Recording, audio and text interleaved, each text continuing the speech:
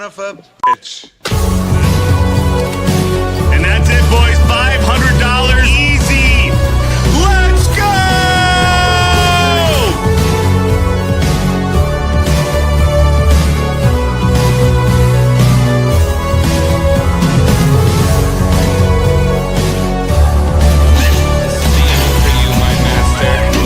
Let's go! Yeah!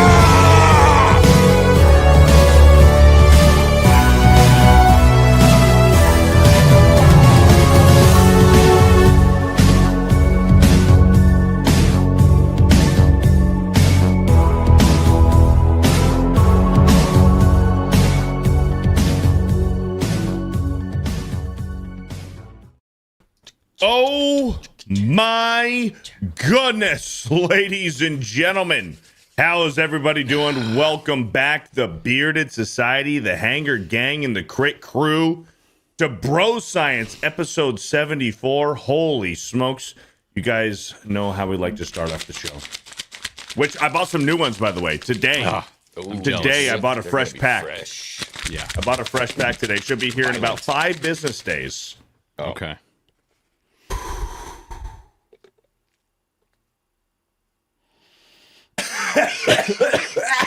Yeah. I got one of those ones that goes through the back of your head. Oh, good. Like suck water up your nose.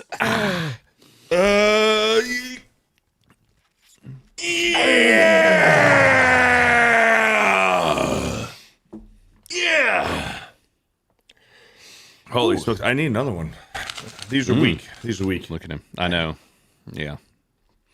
I was looking when I was buying these earlier today. I looked if there was like a business name that you can use. I couldn't find one. I couldn't find where you can put a business name or like leave a note. I wanted to say, hey, I'm FearTheBeardo. We rip your smelling salts every single week. Sponsor me. Yeah. I was looking, but I might need to write out a well-articulated email and send it to them and see what we can do. They might respond to that. They might respond to that. They might. How's it going, everybody? I am FearTheBeardo, your most humble host in the Geeks and Gamers punching bag. I am so humble that I will admit that there is more humble people than me on the internet. That's how humble I am. I'm also the 9-time Pokemon League champion, every single region that there is. I'm the host of Bro Science, but listen, there's a lot more to Bro Science than just me, and I'm willing to realize that because I am honored to be welcomed by my co-host, Sir Xwing. What is up, Xwing? Man, what a freaking intro, huh? I know. The guy knows how to cut a promo. You know what I mean? He just knows how to cut a promo. I'm telling you. Co-host, baby. And also, your manliest bro scientist as voted by you, the people. I love democracy.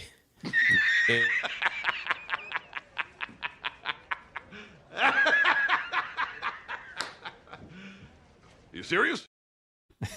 You attacking chat now, Beardo? Are you attacking your own chat? They Nope. voted on it. Nothing to do with that. Nothing to do with chat. But yeah, I've been packing furiously and trying to cut time. You're a busy in guy. between. You've been busy. I'm so done, dude. Like, I'm done with everything. I'm done with work. I'm done with life. I'm just ready to get down there, get settled, start hanging out with the homies, and enjoy some Florida weather. Oh yeah. So you've been doing a lot of forging, a lot of packing, a lot of busy work, huh? Yeah, freaking blew my hand out at the forge. Look at that thing. Hold on. Holy, look at that thing. Jeez Louise. Just takes half a millisecond with an oxyacetylene torch to get that thing ripping. Oh my goodness. But it's healing up. Yeah, man. Well, shout out to Xwing, man. Shout out to Xwing 5. We're also welcomed by another co-host of Bro Science, Criticless Blaine. What up, Blaine? What's up? Oh, not much, man. Not much, boys. I'm doing good. I don't believe you. Good. Not much. I don't believe you. That's true. There's a lot. There's a lot going on. Yeah. But I am feeling good. I was telling you before the show started, Beardo, you know, we finally had a video on Criticless Cast blow up, and I have unleashed the angry horde of rabid leftist onto me, and Let's go. the attack is furious and it is coming in, but I'm fueled by their hatred. So Yes. I'm just running off of that right now. I'm just like absorbing it and watching our channel just continue to grow, and all the awesome people, like the folks that watch this show, just pouring in, finding Criticless Cast, and I'm just like, hell yeah. And I'm just really happy to be able to tell people not to go see one battle after another, because it is the most propagandized fueled piece of trash, and it sucked really bad. And so that's what my Yeesh. video was about. And The it was lefties found you, rough. Yeah. Oh, they found me, and You knew it was coming though. Like if you're based on the internet, it's gonna happen one day. It's gonna. And the funny thing was, it's like I was, saying with some other folks, is I'm like, I never even gave my personal political opinion. Right. Like, I literally was just like, this is just propaganda trash. I don't want it from anybody. This sucks. People are sick of it, and they're like, you're a MAGA, blah blah blah blah blah, and it just like, the white supremacist, all the things, and I'm just like, get bent. Like, absolutely, just get. Whatever. So, so we're just, I'm absorbing the hate right now, fueled by it, and doing well, feeling Good. spicy. Good. Shit. I like that. Views are views. Well, shit. Views are views, and comments are comments, likes or dislikes. It all counts towards the same thing. That's right. And that's the algorithm, baby. Thanks That for is- the engagement, partner. Oh, that became my comment going forward. Is like, you're doing wonders for the video. Keep it you. coming. Yeah. Thank you so much Tell for me your how love you and feel support. again. Yeah. Have you guys noticed I'm the only one repping Criticless gear today? What are we doing? I am no. decked out from head to no. toe. You ready for this, brother? Look, this Oh. is just one you haven't seen right here. This is Oh. our Obey shirt. Hold on. And you can scan that and it works? No. It's I What don't know the what this fuck? barcode. I know. I should have made it had an one actual job. scannable barcode. It was actually part of our. We partnered with a basically like anti-establishment artist. This guy named Dave Danzara, and this is our propaganda shirt. That's basically it's an anti-propaganda shirt. I was feeling in the mood for it, and so this is a sick shirt. Actually, very cool. So we partnered with Lost in Time Designs and did the shirt with them. Super cool guys. So There you I go. have like There you 4 go. T-shirts out right now, and I'm having to cycle through them. yeah, Everything's in boxes. yeah, I bet. Yeah, right. Yeah. Dude, I have an entire closet filled of shirts, and I wear the same 10 shirts. Yeah. I need to but I want to downsize, but I look at all my shirts, I'm like, I like that one. I should keep it, but I never wear it. Well, you might wear it like once a year or something like that. But Maybe. if you're gonna reach Maybe. for it, you want it to be there. Yeah. Right. Yeah. But I also I have like streaming outfits. I have stuff I only wear when I'm correct. streaming. Yeah. Correct. Like I have the shirts that I like to wear when I'm streaming, but here's the thing. I'm always streaming. I'm live every single day of the week. Yeah. I do a live Right. stream every single day. So I have my outfits that I like to wear for when I'm streaming, but I have shirts that I don't wear, but I like them, but I never wear them because I'm always working. So it is what it is. Boys, any movies or video games that you guys been playing this week that you guys want to brag about? I mean, I'm still loving Hollow Knight. Other than Escape from New York, what have you guys Right. been up to? I'm still playing freaking the new Borderlands, man. Yeah. Oh, yeah. I'm playing the crap out of it, and I'm telling you, like, I mean, Expedition 33 is probably going to be like my game of year, right? But like, of people my So saying that. you played it and beat it? Borderlands. No, Or Expedition 33. So that is the thing. I'm very close to beating it. It was one of those things. Have you ever taken like it's one of those more complex games, and when you take a break and then you come back and you're like, I'm not good at this anymore. This is I should have stopped. That was a mistake. You got off Yeah. the horse. So yeah, that's what happened with Expedition 33. That's what So it I feels got- like with Elden Ring.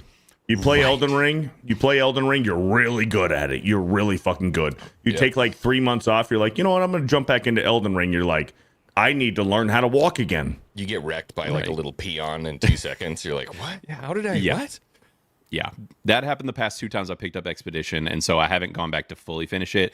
But the new Borderlands, I am really liking a whole lot. And I think I said it on a previous show, but this is a return to form for the series. It's not perfect. There are like some bugs in the game. I don't think the story, the main story, is quite as strong as like the Borderlands 2, but like the side stories and stuff are what made those games awesome. And you'll go down a rabbit hole of a side story that's just absolutely absurd. And like one of them, there's a Pokemon themed level where I'm Whoa. literally like the guns have come to life and they're talking and running around and they're essentially Pokemon and you're having to get their health down. Yeah, and then catch the guns in like a little Pokeball thing and then like a whole other thing, like some villains show up and it's like villains from Pokemon, like it's dude, it's goofy. There's some really funny stuff in Borderlands. It's good. It feels so freaking good. Like the movement. Dang, that's so good to hear.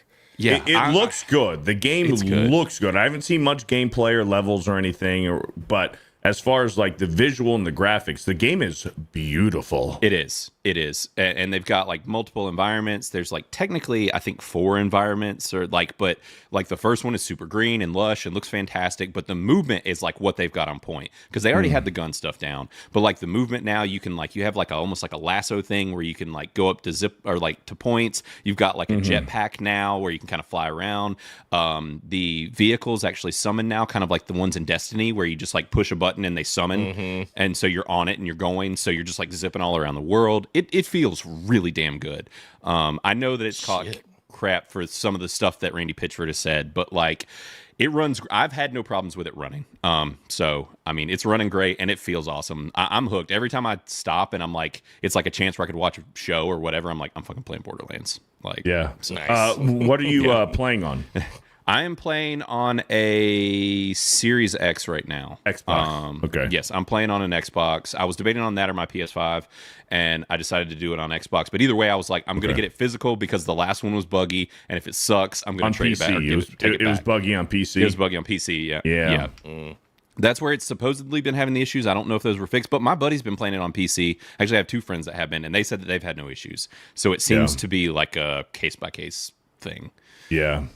I'm sure if you have a beefy Meta PC, use code Beardo to get a discount on Meta PC. I'm sure that I want a code.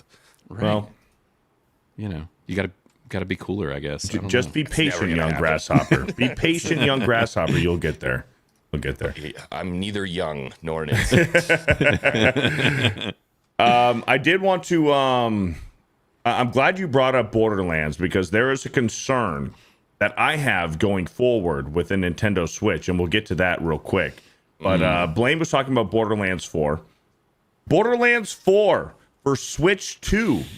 And this was a few weeks ago, September 24th, so about a week and a half ago, or 2 weeks. I don't know, math.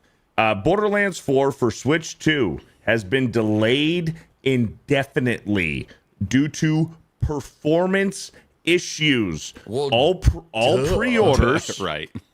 What happened? Well, I'm just saying, duh. No I mean, there's a time and a place to release games like Borderlands 4, Hogwarts Legacy, stuff like that, and the Switch is never the place for it.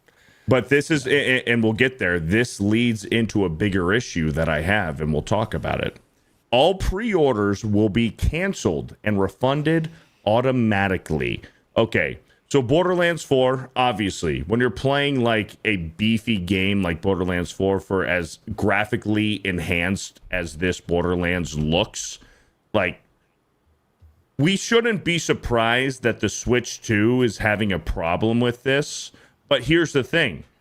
Here's the thing with this. So if you pre-ordered, if you were one of the minorities who decided, you know what, I'm going to get Borderlands 4 on the Switch 2.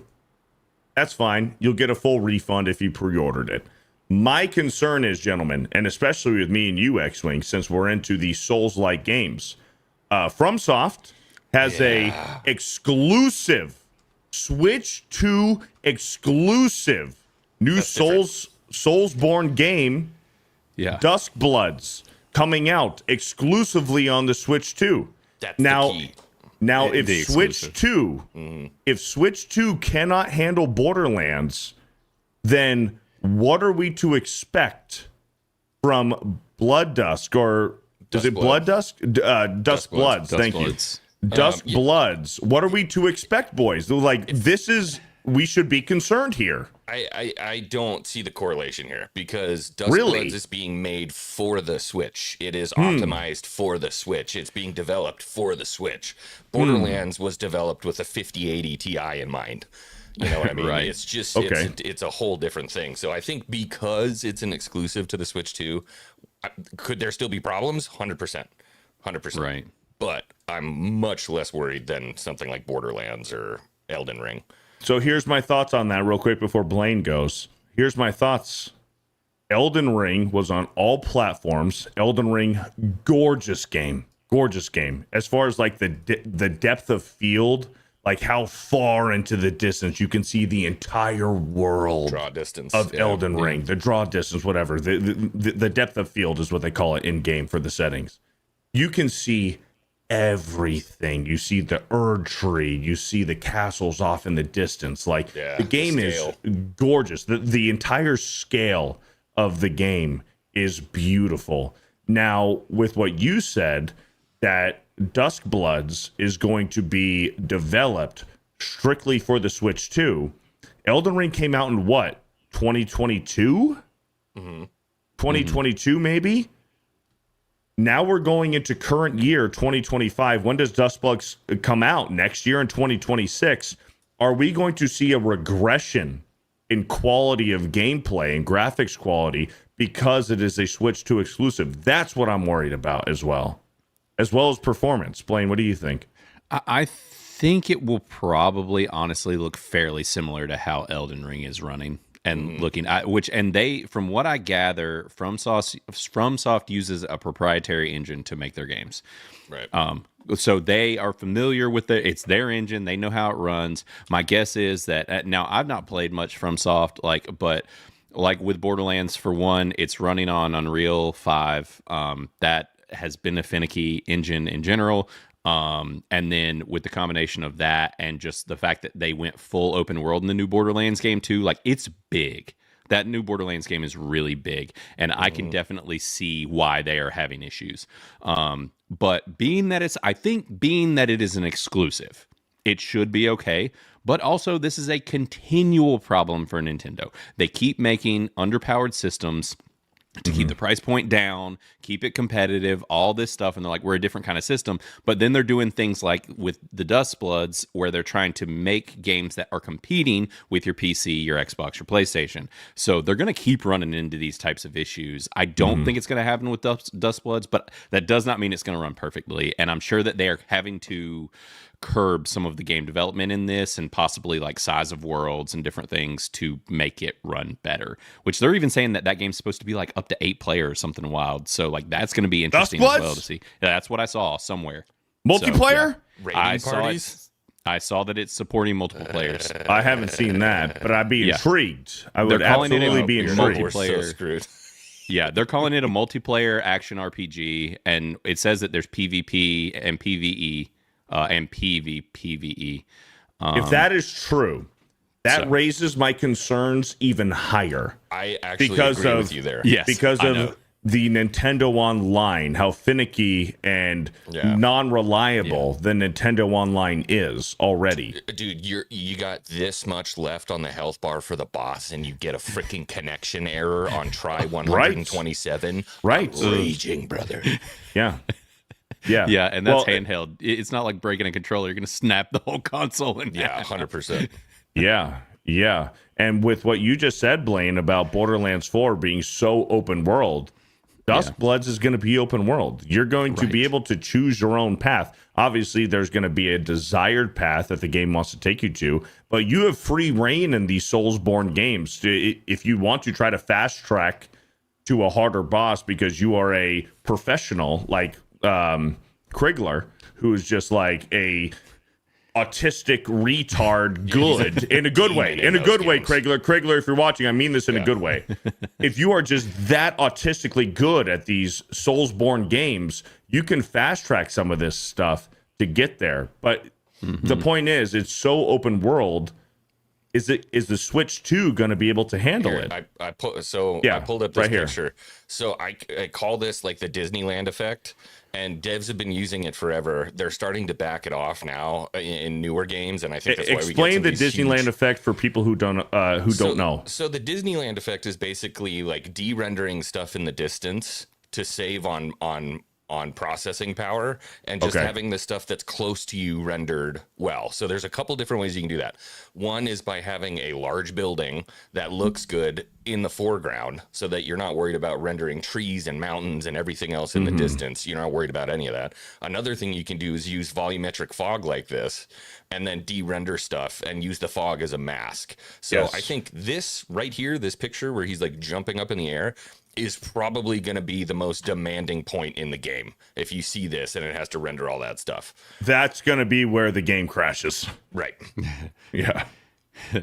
But I think that's what we're going to see. But from a quality standpoint, I mean, first of all, remember that you're on a Nintendo Switch. It's a freaking handheld. But at the same time, look, this looks great, dude. Right. Like, this is more than acceptable in my opinion. You know, it's this is an Xbox One, in my opinion. You know what I mean? Like, this is about where we were at with an Xbox One. A good PlayStation game on an 4, Xbox One. Right. Yeah, it's in that neighborhood. So for me to have that in a handheld, I just wish it was releasing on PC. 100%. 100%. With it being a Nintendo exclusive, I doubt it's going to come to anything else either later. Well, they're saying right now that Duskbloods is going to be a Switch 2 exclusive. Yeah. I would love to hear that it's going to be a timed exclusive. Even if I have to wait a fucking year, I will hold off and not play it just so I can play it on PC. Yeah. But you can see in this one as well. See how they're using the fog to cover up things and the draw distance and stuff. I think that's just what they're going to do. So that's what I mean where this is designed for the Switch 2. I think they've thought of that. You know what I mean? And I hope believe me, I trust Asians a lot more than I trust EA to be able to code this thing properly. Yeah. We'll see, boys. But once I saw this from Pirate Nation, I'll pull it back up again. That Borderlands is getting fully refunded and delayed indefinitely, and it won't be on the Switch 2. The first thought that came to my mind was, what does that mean for Duskbloods? Is the Switch 2 going to be able to handle it? You know? Yeah. It's not a great sign. And not surprising. It's not. No, we should all be concerned for sure. You know where I think you'll see performance issues is if it's not in docked mode. I think that's when you might see it rear its head. So major battery drain, stuttering, stuff like that. I bet you see that in handheld mode. I don't think there's going to be a problem when it's docked, which is the only way I'm going to be playing this game. So specifically, the battery. The battery for sure. Yeah. You might be able to get 2 hours of gameplay handheld, but if it's docked, I don't think you'd have to worry about that. But as far as the Switch 2 goes, like the graphics quality is pretty much the same when you're handheld or docked. Yeah. Because it's just capturing. The dock is just capturing the image and projecting it over to a monitor. Yep. So I don't see that there would be a graphics increase or decrease whether you're docked or handheld. It's going to be the battery usage for sure. Yeah, I played Death Stranding actually on handheld on my Steam Deck. Yeah, it was really interesting. I didn't play the whole game, but a lot of it. And it was kind of one of those things where a massive open world game like that, it was like an absolute vacuum, even on my freaking Steam Deck. It was just that thing was running like a jet engine. Like, yeah. It's burning your fucking hands. It's like 112 degrees in your fucking hands. Right. Like, fuck. Yeah. But then if I were to take my Steam Deck, and I got a dock for my Steam Deck, if I were to put it on that, I actually did it at one point and put it on my TV, and my son was like, why does this look like crap? I was like, Dad, why it look bad?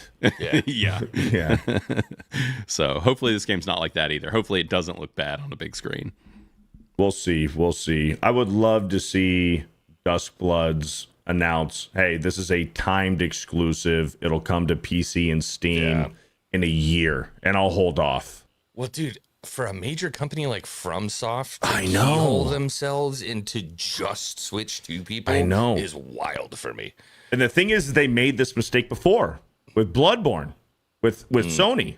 Sony owns everything for Bloodborne. Bloodborne was on the PlayStation 4, and it's got no remasters. It's got no re-releases of any kind on PC. It is trapped on PlayStation 4. So it's David P's, sorry, he's expanding on what I was saying. In handheld mode for the CPU RAM, clock speeds are reduced, and they've said that before with other games. Right. It's like when in dock mode, you can run 120 frames. When handheld, it's 30 or whatever the case is. So Okay. Yeah. It'll be interesting to see, but it is surprising that FromSoft has not learned from their mistakes before by having Bloodborne be a Sony PlayStation exclusive and how terribly that went. And let's just do it again with Nintendo, a system that's not as powerful as a PlayStation. yeah. But we'll see. But I am looking forward to Duskbloods. But if it is an exclusive, I'm fucking playing it on the Switch too. But if it's a timed 100%. exclusive and we have that information at launch that it's a timed exclusive, I'm going to hold off for PC. I think I'd still play it on. I paid so much for that stupid Switch and that stupid Pro controller. Like I'm playing it. You know what I mean? And then I might replay on PC on Ultra. What about you, Blaine? Have you played any Soulsborne games? Elden Ring? So the only one that I played was Bloodborne. Okay. That's the thing is these games became popular after I had kids. Let me tell you, these types of games, they change a lot once you have kids, and they have a big like ain't nobody got time for this shit effect. And that was the thing with Bloodborne is that my kids were young, and I was just like slamming my head against a boss, and I was like nope, and like never picked it back up again. And so I've been scared to try another one since. I know that y'all have been saying I need to play the most recent one that y'all play a lot, Elden Ring. Elden Ring. And Elden Ring is one of the best games I've ever played. Yeah, I know. Between that one and I was curious about Sekiro. That one, I don't know if y'all played that It's on one or sale not. right now. I'm I think I had my eyes own on it. Sekiro, but I've never played it. Yeah, I had my eyes on that one as well because I think the big Steam sale I think just started. And so it's been on my, those two have been on my to-do list, but I just don't know if I had the time. They're so consuming, and I am bad about also just stepping away from games for a while and trying to come back and being ass at it. It's 50% off right now, $30 for Sekiro. I think, and I'm I've gonna heard that get it, game's dude. excellent. Yeah, didn't it win Game of the Year? Yeah, That's a great question. yeah, the game of the great year. question. It was Game of the Year 2019. Yep. Okay. But I've also heard from the Soulsborne fans and everything that Sekiro is the hardest I've heard Soulsborne that as game. well. Yeah. It's the hardest Which one. which Harder scares than the any Demon shit. Souls, Dark Souls. Sekiro is the hardest one. So I'm Maybe like, never mind.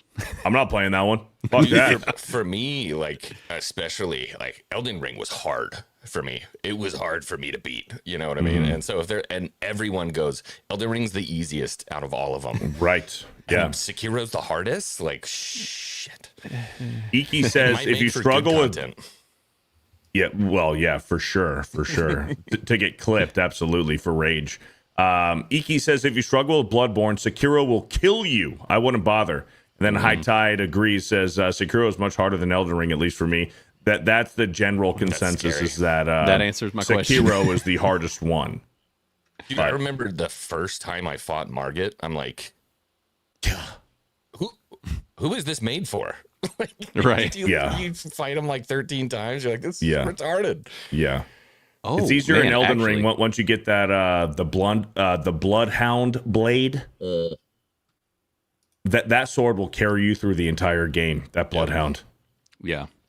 and the Blasphemous blade. I love the I Blasphemous was blade. all about the Blasphemous Blade. I've watched y'all play some on y'all streams, and I'm just like, man, this looks wild. Like I don't know if I have it in me. That's why I like with Borderlands, I'm just like running and gunning, baby.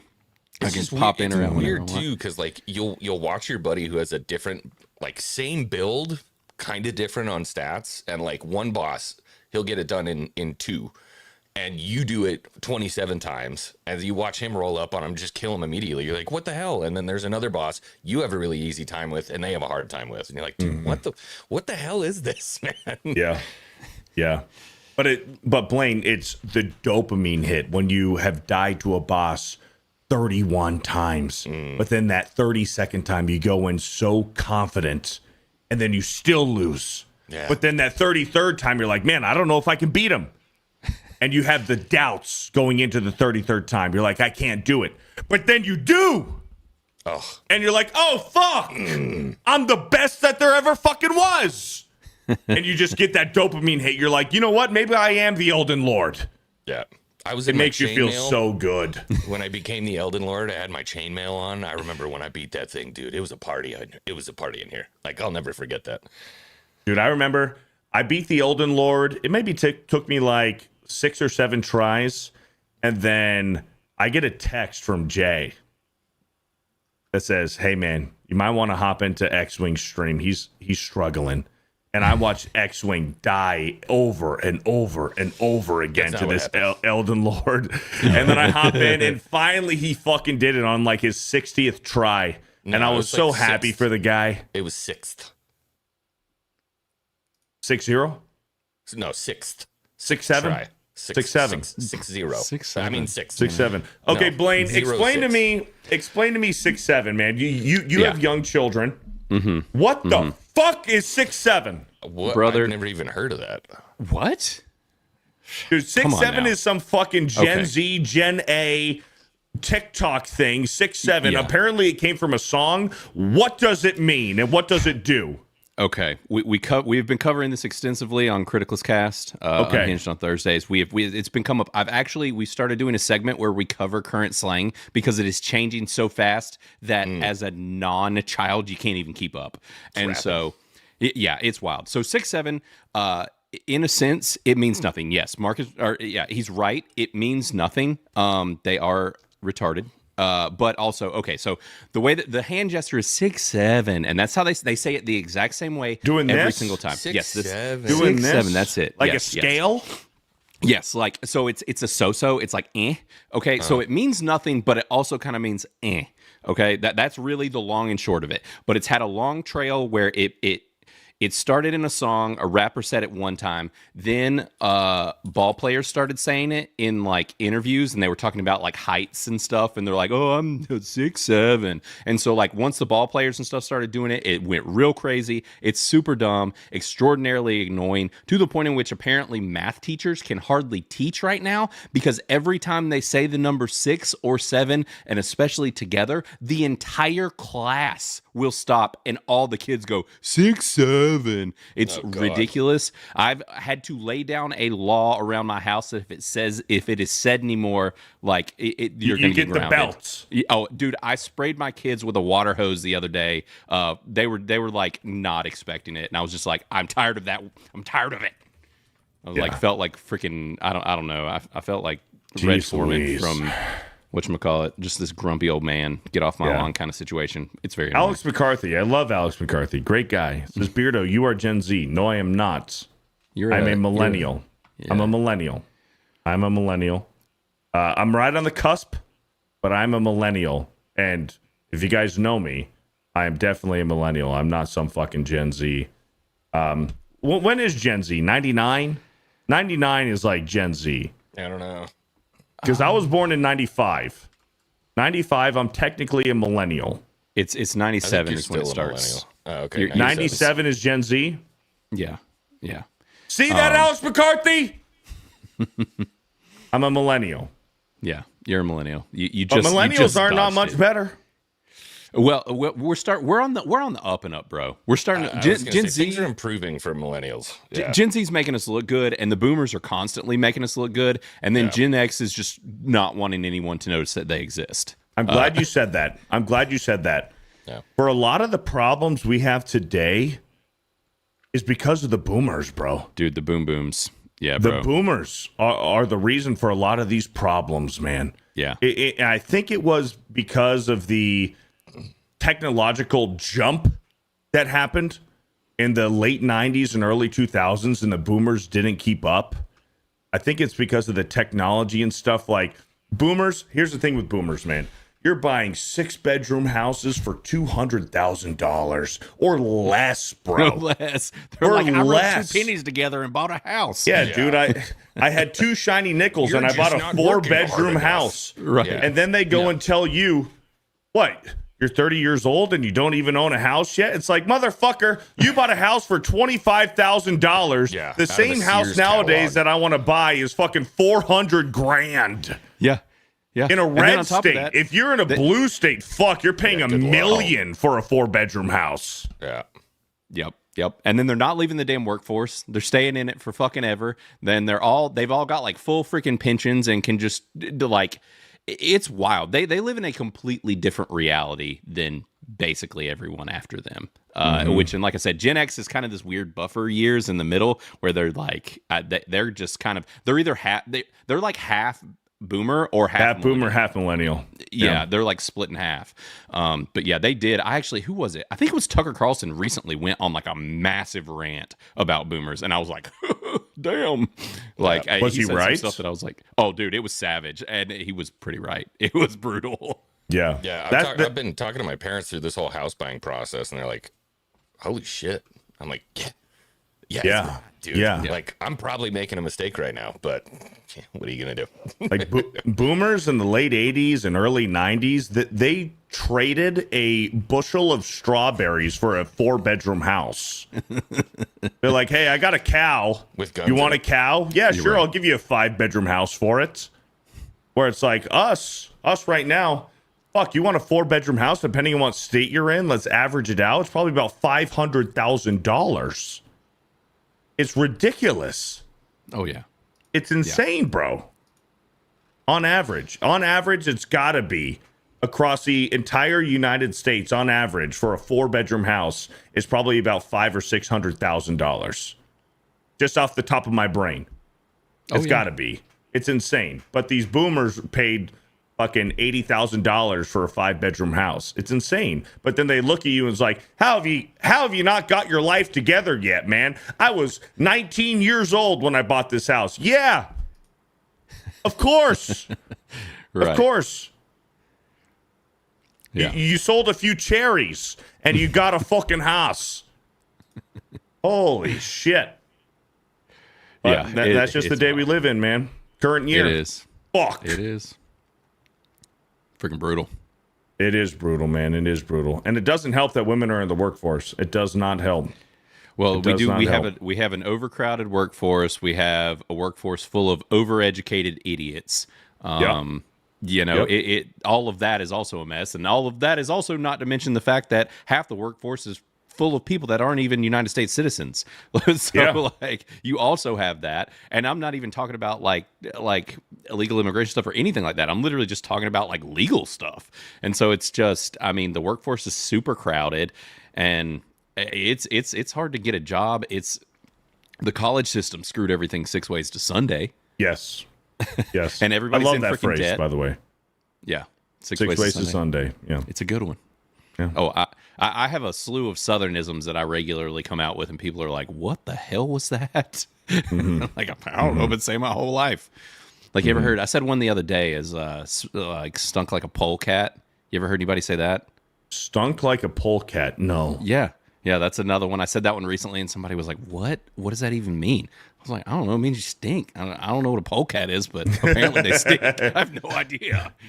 You know which one I like? And I learned this from my brother's father-in-law. If something is far away, you got to hop, skip, and a leap to it. Oh, yeah, yeah. I use that all the time. I got to okay. hop, skip, and a leap. Yeah. If something's far away. Yeah. Anyways, boys, wow. That took about 40 minutes for the intros and some of that sideline conversations. We haven't even gotten to our first topic yet today. Let's get some of these bigger super chats. We got a lot of super chats, but let's highlight some of the bigger super chats here. And starting off with our very own Elfie with the $50, a 50. Holy smokes. Oh, yeah. Says, hello, you wonderful brothers of science. A Wednesday without you would be bleak. Cheers to the day you started entertaining us with this stream. Here's to a great show. Let's fucking go. Greetings to the fantastic chat. Thank you. Thank you, Elfie, for the $50. And I highlighted that specifically because our first topic, as always, here over on Bro Science, we have our great artwork of the week from Astrid Elfie. Over what? It's I like that. What? Totally normal.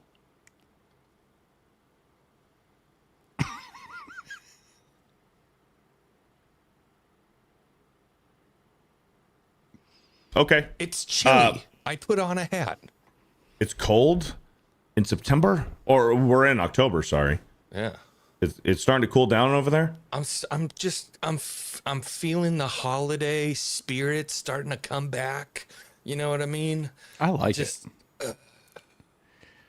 You know? Yeah. That's a clip. High tide. That's a clip right there. That is a clip. It could be worse. I showed up on Monday Hangover as Sergeant Dick, and Mo was leading the stream, and he could barely complete sentences as I insulted him. I love it. Was this on Monday? Yeah. Yeah. Oh yeah. I just came on. I was like, "What the hell's going on here?" And Mo's like, High Tide says it's about 67 in X-Wing's room. Actually, No, it's not about six. No, you said it wrong. It's about 6'7" in X-Wing's room. "Oh, About 6'7". You know what's really There we funny go. though? The temperature in Reno actually is 67, but I've been running the AC in here. that's Shit. nice." Fuck. We got Elfie with a $50 super chat and her artwork of the week.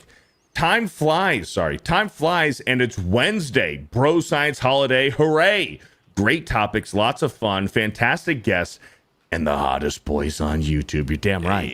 You're damn right. Plus the best chat community. I love it all. Lock it in and see you there. And look at this. Do you really know why I put it on? No. Because I was feeling a little elfy. Oh. That's why. Great recovery. Okay. I respect That, it. yeah. Those I dad respect jokes it. are coming in hot. I like it. We got FearTheBeardo here. That's me. I'm fixing my cap. Fixing the cap. Xwing reaching out to grab some boobies here. Yes. He's going out for a feel. Blaine chewing on a pen. Yeah, that's a bad habit. I knew she was going to get me doing that one of these days. Chewing on a pen here. Yeah, Elfie, I'm not sure. What are we looking at here with Elfie? What's she dressed as? I'm feeling it. Green Ranger? Female Green Ranger? I don't know what's going on here with Elfie. Just hot. I like it. Just maybe Yeah. it's since we did Wolverine, it's kind of like a Mystique vibe there. No. Yeah. But it's not blue, but No. Nope. Alright. Nope. Okay. Good try. I don't know. But listen, I'm not mad about it. I just wish there was a little bit more cleavage, but I'm not mad about it. Elfie, what are you aiming for here? And you can't be mad at skin tight lycra. You know what I Yeah. mean? That's it. What are we aiming for here, Elfie? But I mean, I like it. I like it. And then we got Wolverine here. We did review the trailer for the new Wolverine game last Wednesday. So we got Wolverine here front and center. Marvel's Wolverine, the calligraphy here with the bro science. We got hashtag trust of bro science, hashtag criticless. I love it. This is a great one. This is a great one. I just wish there was some more cleavage. Oh, it's Viper. Hold on. Who's Viper? Elfie says it's Viper. Who's Viper? Is that an X-Men villain? Yeah, I think it's a Marvel villain. She's like a bad chick. If you can pull up a picture and share it, that'd be great. Yeah, I got you. I'm She's a Wolverine not villain. familiar. I'm not familiar with Viper. That's absolutely who she I'm not is. now. familiar. Oh, here, Viper. I got it right here.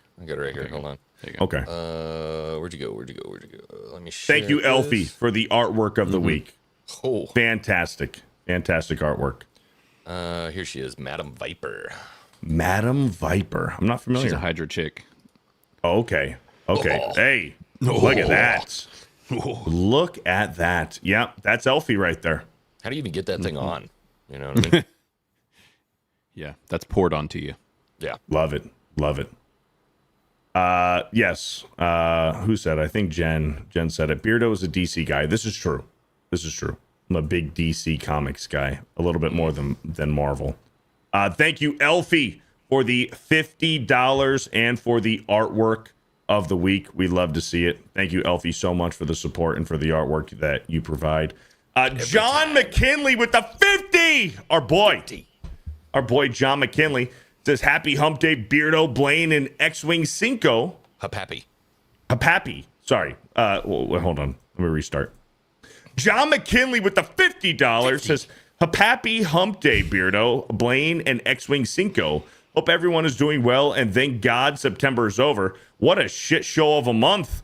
Recommendation for spooky games to stream this month. For us. Recommendation for spooky games for us to stream. Dead Space 1 and 2. Dead Space 1 and 2 scared the shit out of me. Hail panel in the chat." So here's the thing. I love Dead Space.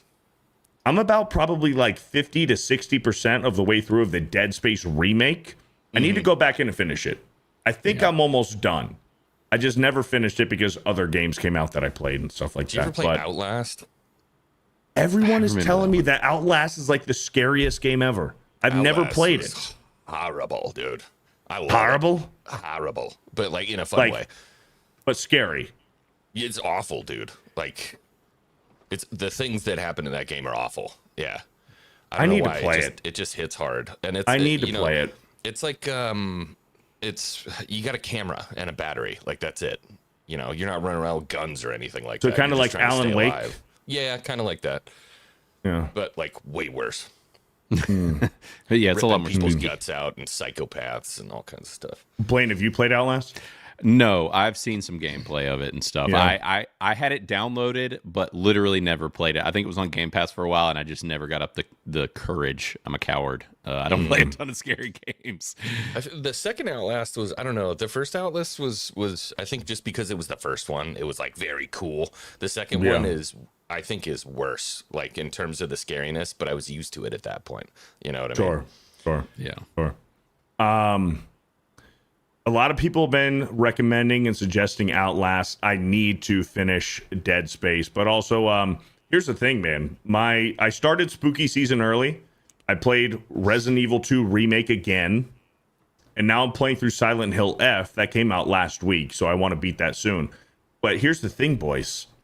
My spooky season, scary streams, there's a wrench thrown into it because Pokemon Legends Z to A releases October 16th, and I have to play it. Yeah. It's Pokemon. I'm the 9-time Pokemon League champion. Right. So it's bittersweet. I'm happy to be playing a new Pokemon game, but it's right in the middle of October when I'm supposed to be playing scary games. I was thinking you were gonna get something too when they released that picture from like the lab and the fence was torn with the purple blood. I was like, oh, Nothing. dude, spooky, pokey. Yeah, nothing came out of that. Nothing. Nope. No, it was just a reveal for a mega evolution of Victory Bell. Yeah. Mega evolution of Victory Bell. There was nothing scary that came out of that. But anyways, no. So in about 2.5 weeks, I'm going to be playing Pokemon Legends Z to A. But I'm a little upset that I don't get to play some scary games like I wanted to this October. But it is what it is. Thank you for the suggestion and the $50, John McKinley. Thank you for the $50 frickin' brother. We got Margaret Riggle with a 10. Says, listen to these brilliant bro scientists because they're unforgettable. And by listening and practicing the bro science, you'll become unforgettable. Tell me something good, my friends. I'm listening. Something good? Something good? Okay, I got something good. I hung up some more stuff. I did this today after Geeks and Gamers Daily. I put up the American flag, my grandfather's American flag. I hung up the Kratos Chaos Blades, and I also hung up that FearTheBeardo sign that Wiley Dave had custom made, by the way. That's badass. So I gotta get you your that's mug. cool. I know. Well, once you get down here. That thing is bitchin', dude. Once you get down here. But that's something good I did today. I took some time. I had some extra energy, and I'm like, you know what? Let me put up some stuff. So that's what's good. What about you, Xwing? What's good? I'm tearing it down right now, dude. I'm not building up. I'm tearing down. Yeah, honestly, I'm at one of those weird junctions in my life where like everything is going wrong. You know what I mean? So I know that there's a light at the end of the tunnel. Just holding on to that because I'm moments from breaking at any moment. Yeah. You'll be fine. Hey. Yeah. It'll be. Do you know why you'll be fine? Because you're a man. Fucking Xwing. That's right. Because you're a man. 1 through Everything's 4 gonna be couldn't okay. hack it, but 5. That's right. That's right. That's right. Blaine, what about you? Tell me something good. What do you got? What do you got going on that's good?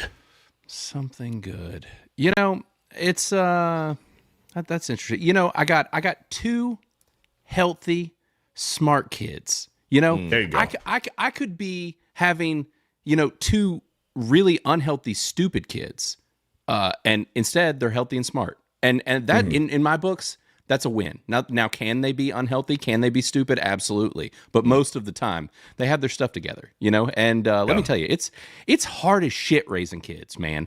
It is, it's stressful and complicated, but it's super rewarding. Like when you get a parental win, there's absolutely nothing like it. You're just like, hell yeah. Like I did something right here. And so, yeah, you know, it's super rewarding. And that's the thing. In an age when people aren't having kids or they're having kids super late in life, it's like, look, it's hard, it's difficult, but it is extraordinarily, you know, rewarding. And, you know, when you're super old, you got somebody to take care of you, hopefully, if they don't hate you. So that's my plan, is to make sure they don't hate me. So, dude, those things dump drugs into your body. The little kids, I don't know what it is. Like when my daughter runs up and hops on my stomach and gives me a hug and like nestles her head into my neck, my body just starts dropping drugs. Dopamine and endorphins, man. Yeah. All the stress goes away. There's nothing on earth that can do what that does for you, man. Yeah. It really, and like being like, man, like I did something right. Like this perfect creature is just innocent and awesome, and it is. There's something special about it. And it came from your balls. It came from your balls too. So therefore, your balls are also awesome. Yeah. So man, I'm jealous, man. One day I'll get there. Donna Hall, I'll get there one day. Donna Hall with the $5. Since Meek has become aware that the lurker tax has not been paid here, he has sent me to remind you to pay your lurker tax. Thank you, Donna Hall. Thank you, lurker Donna, tax. For the $5, and thank you for the lurker tax. I appreciate it. Cheryl Gopin with a 17 months. Watching, listening, and lurking today. You are the best. Thank you, Cheryl Gopin. Cheryl. Always Cheryl Gopin here. Thank you for the 17 months. I got to get this one because a celebrity's here, boys. Oh. Celebrity. Oh. Biggles Mets. Oh, Biggles. Look who Biggles Mets. The one and only Biggles Mets. Sidecar. Huh? Mm-hmm. Sidecar. With the 25 months. Hello, my fellow retards. Sidecar here. Yes, I know I am the famous sidecar. Mm-hmm. It is rumored I farted in the sidecar, but I actually racked my nuts. Yeah, when he racked his nuts is when he farted. I was there. I was on the motorcycle. He was in the sidecar. It was a 2-for-1. Yeah, it was. Yeah, 2-for-1. Wow. Racked his nuts and farted at the same time. That's that is impressive, really. Yeah. There were people screaming in Italian or French. I don't remember what it was. One of the two. Yeah.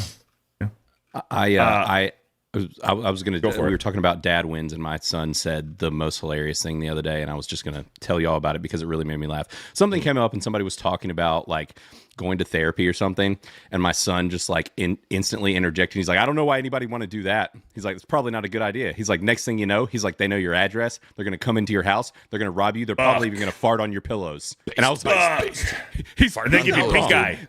Yeah. I was like, dude, that was a ridiculous statement. And also, I've raised you really well. Yeah. He sounds like an absolute Chad. He is the Chadliest of Chads. I saw him the other day. We were riding in the car, and he was rizzing himself in the rearview mirror. So, the Rizzler. Very Chadly behavior. The Rizzler. Yeah. Okay. Yeah. I know where you got that from. Yeah. Tricky's Thoughts with a 10 gifted FearTheBeardo memberships. Thank you, Tricky's Thoughts, for the 10. I can play this for about a half a second. Thank you for the gifted, or else this stream's going to get blocked worldwide. Oh, yeah. It is what it is. It is what it is. All right, boys. You guys want to... Fuck. We're an hour in. There's one game we didn't talk about. One game? Yeah. What's that? I know you guys, you've done it on daily already, but we haven't talked about it at all. 6 is coming, baby. Battlefield 6 is coming. Talk about it real quick. I'm going to go take a quick piss. You got the floor. You got the floor. Yet? Go ahead and pull it up and play it. I'll be right back. I heard there was a pretty epic gameplay trailer. Are you talking about the one with the celebrities and such? So there was that one. There was the live action log trailer where they absolutely took a shot at Call of Duty, and it was hilarious.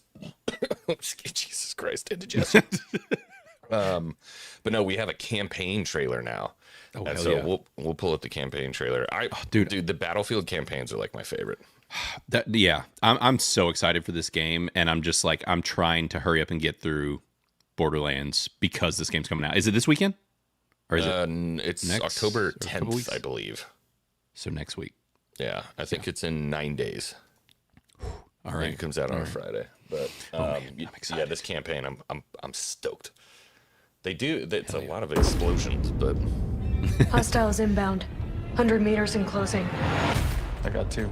East side. Moving right to left. I got 3 west side. Frame shoot. On the T of execute. 3, 2, 1. Execute. The world as it's commonly known has crumbled. Alliances that held since the end of World War II, gone. Dagger, this is Pax's ballsiest play yet. If they succeed, they will have secured the most strategic rock in the history of warfare. Want to help our friends take back this rock? You're playing a dangerous game. No doubt about it. Wouldn't be Dagger without insurmountable odds. The whole world's gonna look different now. Just takes a little shake of perspective. Gotta love a challenge. dude, I love it. Stand by for re-attack call. Line them up! We gotta move! Woo! Hold on! Kincaid will pay for this. But we don't know how high it goes. You trying to start a war with the CIA? That is not the fucking question! Girl boss, this is it. Right. I know what I gotta do. Yeah, October 10th. That looks sick. Oh, I'm so excited, dude. I'm so excited. Just makes you I wanna like go, their America. tombstone. Yeah, 100%, man. The only thing that scares me a little bit is they go pretty heavy with the freaking set pieces on some of these. The whole world's But, gonna look different now. Just where takes is a little shake of perspective. I think it's right. Yeah, so like Halo jump and then a freaking full-blown island invasion with Right. Marines. Like, this looks awesome, dude. This is campaign. This Yes. is campaign. Yeah. Yeah. Yeah. And their So- campaigns are always like they don't overstay their welcome. They're just like, Right. here it Yeah. is, meat and Get through potatoes. it. Yep. We're done. And we're done. Like- That's it. Yep. Yeah, they're really good, but they know that what you're coming there for. Like they're gonna give you the good stuff, and you're done. They give you the big epic moments, and dude, the destructibility and stuff, and you see so much of it in that. I'm just like, oh yeah, like we Did just need more they- of that in games. Didn't one of the developers come out and have some anti Charlie Kirk rhetoric From Battlefield? from Battlefield? I didn't hear about it. Chat, correct me. Either. Chat, drop it. I'm almost certain that one of the developers said something negative about Charlie Kirk. Chat saying yes. Chat. Yeah, it looks like One what guy. the girl with the Vera Dark. She looks like she made one. Go ahead and pull it up if you have it. You can watch Battlefield it. 6 Ooh, bans gamers exposing devs disgusting Charlie Kirk comments. everybody in chat saying yes. Oh, That that was Battlefield. Smash, yeah, Smash JT made a video on it too. Yeah. Yeah. So, yeah, we have a Yeah. developer from Battlefield 6, anti Charlie Kirk stuff. And Damn it, dude. But here's Well, the thing. Here's the gonna play thing. Yeah, And that's the thing.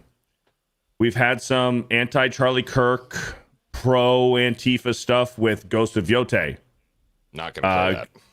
But bingo, and that's the thing. Ghost of Yote, everybody's seen kind of like the rhetoric surrounding that with the main actress, the main character, with pro Antifa, pro trans, anti Trump, all this stuff. And then you had one of the lead designers for Ghost of Yote making fun and mocking Charlie Kirk. That's getting boycotted. Nobody's going to play it. That game is going to crash and burn.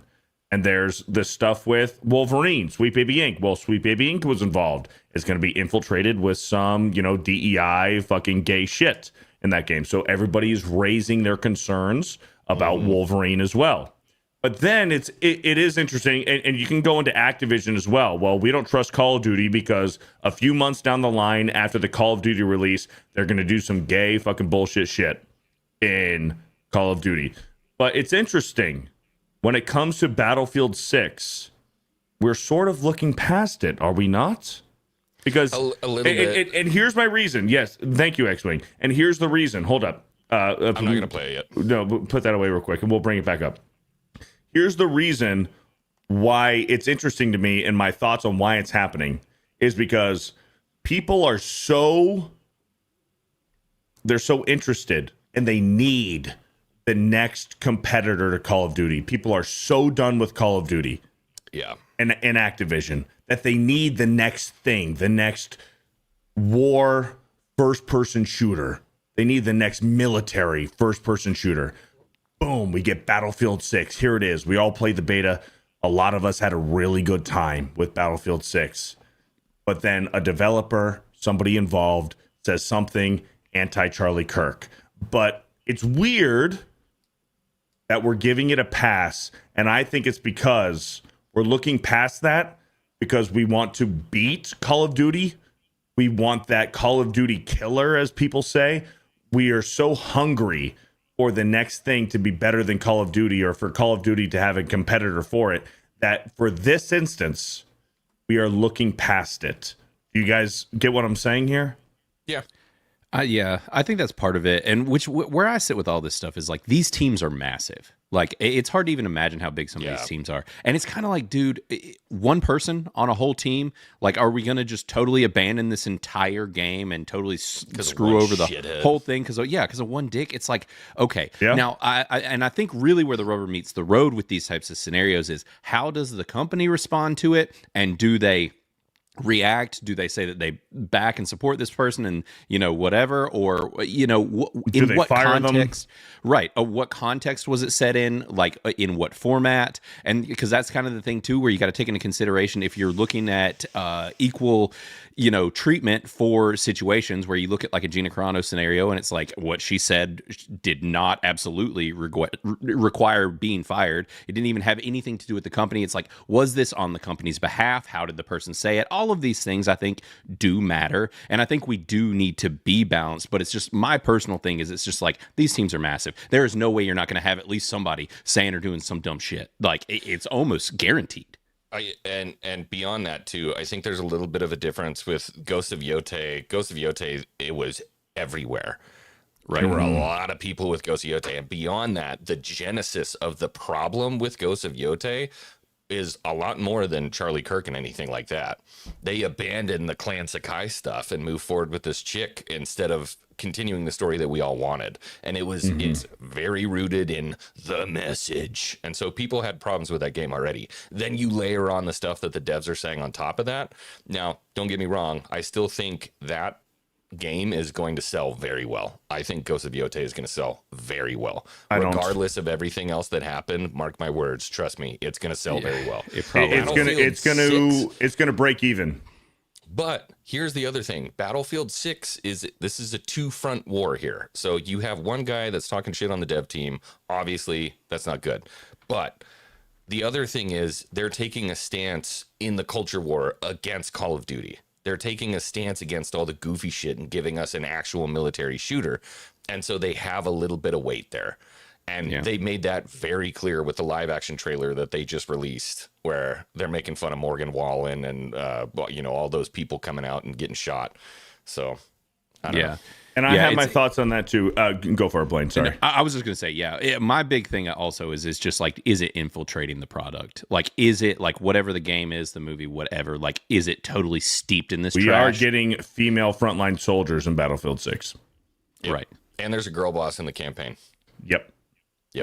So here's my thoughts on what Xwing just said that I want to address is being the COD killer and Battlefield putting out all of this promotion to throw shade at Call of Duty. If you are the true Call of Duty killer, which I hate to use, I hate that term, because every single time somebody uses Call of Duty killer, it doesn't happen. So stop using it. Call of Duty's king. Yes, Call of Duty's king, and it's going to be around forever until they kill themselves in game. Call of Duty, whatever. You guys, YouTube, you guys know what I'm saying.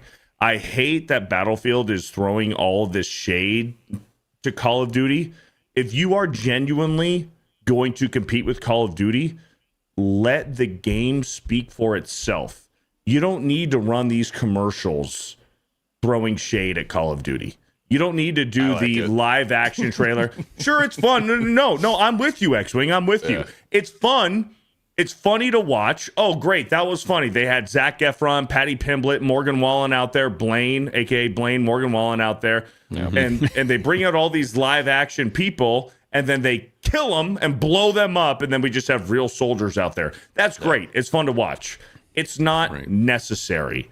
If you are genuinely going to compete with Call of Duty and you want to be the Call of Duty killer, then just let it happen organically. You don't need to throw all this bullshit. Duty, right? It's a completely different experience. It is 1000% a completely different game. If that were the case, Xwing, I'll play devil's advocate to you. If that were the case, then they wouldn't need to throw the shade at Call of Duty. If it's a completely different game entirely, then they wouldn't need to do that. But that's what they're doing. Yeah. I think it's because they're operating in the same space, right? Like 100%. It's the top 2 FPSs in the world. Right. And warfare based games, right? Yeah. Like it's they're in the same realm. You kind of can't separate that, even though they and do play fairly drastically different. Especially, it's just kind of like the comparisons are going to be made, and they know people are making it, and so why the hell not lean into it? Like. It's kind of like one of those things with Criticless and Rotten Tomatoes. Like, even though obviously they're fathoms bigger than us, but it's like it also still makes sense for us to want to compete with them and just be like, fuck those guys. Like, even though we have a totally different product, it works differently, whatever. Like, you're still going to try and compete with the next closest thing. Yeah. So. I think the bottom line is the reason why COD has been so successful as of late is that they catered to streamers. They made games that were very, very streamable, right? And you have these collaborations between these huge streamers all playing Warzone, right? The difference is that's just not Battlefield. And all of these streamers are crying for, give us Battle Royale mode. Well, Battle Royale and Battlefield is never going to take down Warzone and Call of Duty. They have it. It's there. Right. Yeah. We have Battle Royale. But Battlefield itself is not built in a way that is conducive to doing a battle royale. It's just not.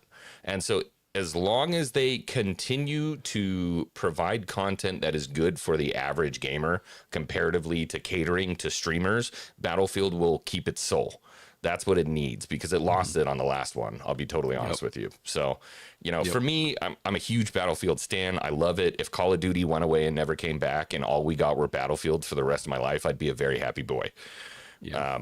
So I just feel like they're taking a stance and coming back to form and saying, this is the definitive military shooter, play Battlefield. Yeah. And so that's why I'm in support of it. And I hope so. I need to highlight this because this is a fucking moron in the chat. Mark Corrales says, Call of Duty is already dead, Beardo. Why don't you get that? Brother. It is kind of dead. No, absolutely not. Brother, Call of Duty's already dead, Beardo. Why don't you get that? Call of Duty Black Ops 7 is going to make billions of dollars in the first couple of weeks. Yeah. If you think Call of Duty is dead, you're living with your head in a fucking hole. Okay, he might be talking about like streaming numbers and stuff. No, because the streaming numbers have dipped off drastically. That's also wrong. That's also wrong. The first month of Black Ops 7, people watching Black Ops is going to be skyrocketing numbers. I'm telling you right now. And this is how it is going to be, because this is how it has been. Battlefield 6 is going to do well for the first month. When Call of Duty Black Ops 7 comes out, everyone is going to be playing it. Everyone's going to be playing it. But this is the first time in a long time where we've had Battlefield directly competing. Fuck. Yeah, competing. My bad. Yeah. We're going to see Battlefield directly competing with Call of Duty. So hopefully we see a change. But I'm just telling you right now, once Call of Duty launches in November, everybody's going to be playing it for 3 months. Everybody. So we're going to have to wait and see what sticks around. Are people going to stick around with Battlefield, or are people going to stick with Call of Duty? Call of Duty's going to win out. It always does. Call of Duty. Thank you. Thank you. Call of Duty's going to win. It's just how it is. It's just how it is. And I'm not trying to be a Debbie Downer. I'm not a Call of Duty shill or Activision shill. I'm just telling you how it's been and how it will be. Yeah. But hopefully, Battlefield 6 knocks our fucking socks off, and it's incredible for us to stick around and play it. But Call of Duty is going to make numbers. It's going to make billions of dollars in the first month. That's just how it is. Oh, sorry. Go ahead, Blaine. I was just gonna say I was surprised that even like Dr. Disrespect, like recently, like with all these trailers coming out and stuff, he's like hyping it like crazy, and I'm just like, man, like I figured he would have even. No, he's being sarcastic. No, is he? Okay, I saw a bunch of that stuff coming out. And Totally like, sarcastic. Okay. No. That makes I know more sense exactly. I know exactly what you're talking about. Okay. That makes more sense then. Well, I guess that's good that he's throwing shade. He's being so sarcastic. I know exactly what post you're talking about. I'll pull it up. Yeah. Because that had kind of surprised me because I'm like, doesn't he hate these guys? Like what? No, he's totally. This is satire for sure. Okay. Yo, is this what you're talking about? Yeah. I was like, what is this? AI, by the way. It says Grok. His fingers coming through the. It says powered by Grok right here. No, this is absolute satire. Yo. New Black Ops 7 looks turnt, lil bro. I mean, you can tell when he says lil, like, he is being so sarcastic. Yeah. Drops on the early access codes. So that's the drop. So we talked about this morning on Daily. Twitch drops and stuff. Twitch drops. Yeah. If you're watching the streamers and you hook up your Activision or Battle.net account to your Twitch and you watch the streamers, you're going to get like early access, like DLC or add-ons or whatever. He's being so sarcastic. Drops on with the early access code. Just like and retweet. Come on, bro. Tap in. Diss hard, though. Explanation point. Drops on little bro. Beta codes. COD next. We back. He is trolling. Yes, he is absolutely trolling. He is trolling, bro. Yeah, absolutely. Okay, that makes more sense. I think he, along with like a lot of people, really understand. And I saw somebody said it in the chat. I didn't want to interrupt, but it's the same as like Madden at this point. It's the same as the fan base for the sports games. They bought Madden 4, 5, 7, 8, 23, 24, That's a good point. 25. Yeah, that is a good point. They will continue to vomit this crap out. And I feel like they have the perfect excuse because every time a Call of Duty game comes out, like just what happened with what we were playing when we were playing BOP 6 or whatever it was, when we're like, yo, this feels like old Call of Duty. And it did. And everyone's excited and it's awesome. Yep. And then every single time within 3 months, unplayable. Yep. Unplayable. Yep. Completely unplayable. And they're like, oh, well, maybe next year. And guess what they're going to do? They're going to buy BOP 7 and they're going to be like, oh my God, they finally nailed down the formula. And then in 4 months, it's going to go to shit. People stop playing it. And then Black Ops 8 is going to come out or Modern Warfare 27 or whatever the fuck it is because they just keep putting shit out 24/7. Yep. Yeah. Yep. Black Ops 6 was great for about 4 months. And this is just multiplayer, right? Because Zombies is still playable. Zombies is great. And when it comes to the Treyarch Call of Duties, that's really what I'm interested in is Zombies. Zombies is my favorite game mode because it is the best multiplayer horde mode Zombies that there is. Because Left 4 Dead is gone and they tried to do Back 4 Blood, which... Yeah, did you play that? I played the beta. Yeah. And the beta sucked. So I did not play Back 4 Blood. But as far as like multiplayer, horde mode, round-based zombie games, Treyarch does it the best. So that's why I play the Treyarch Call of Duties just for zombies mainly. And Xwing knows all I wanted to play was zombies. But the multiplayer was good for about 4 months. And then they start nerfing certain guns, buffing certain guns. Here's a new release for a gun. We're going to take away this gun and we're going to nerf it. And this gun's going to be the best. And it's like you're keeping up with so much shit. And then they're like, oh, here's a Beavis and Butthead skin for $40. Yeah. Here's this skin for $40. Seth here's Rogen. Here's Nicki Minaj, Seth Rogen, Snoop Dogg. And it's just like, and none of it carries over. And none of it carries over. That's right. And then the next year, you got to pay for it all over again because it didn't fucking matter. You have a year's worth to pour as much money that you want into it, and then it's gone. It's gone. Right. I just don't even get the point. It's like it makes sense at least why people dump money into games like Fortnite and stuff because they're like, well, I get this shit forever, whatever. I get to keep these characters. Yeah. Bingo. You know, it's the same thing, but it's like, oh, well, great. I know another one's coming out in literally 12 months. Who gives a shit? Why would I spend any money on this? Yeah. And you're playing Call of Duty multiplayer. You get shot and killed. And as no,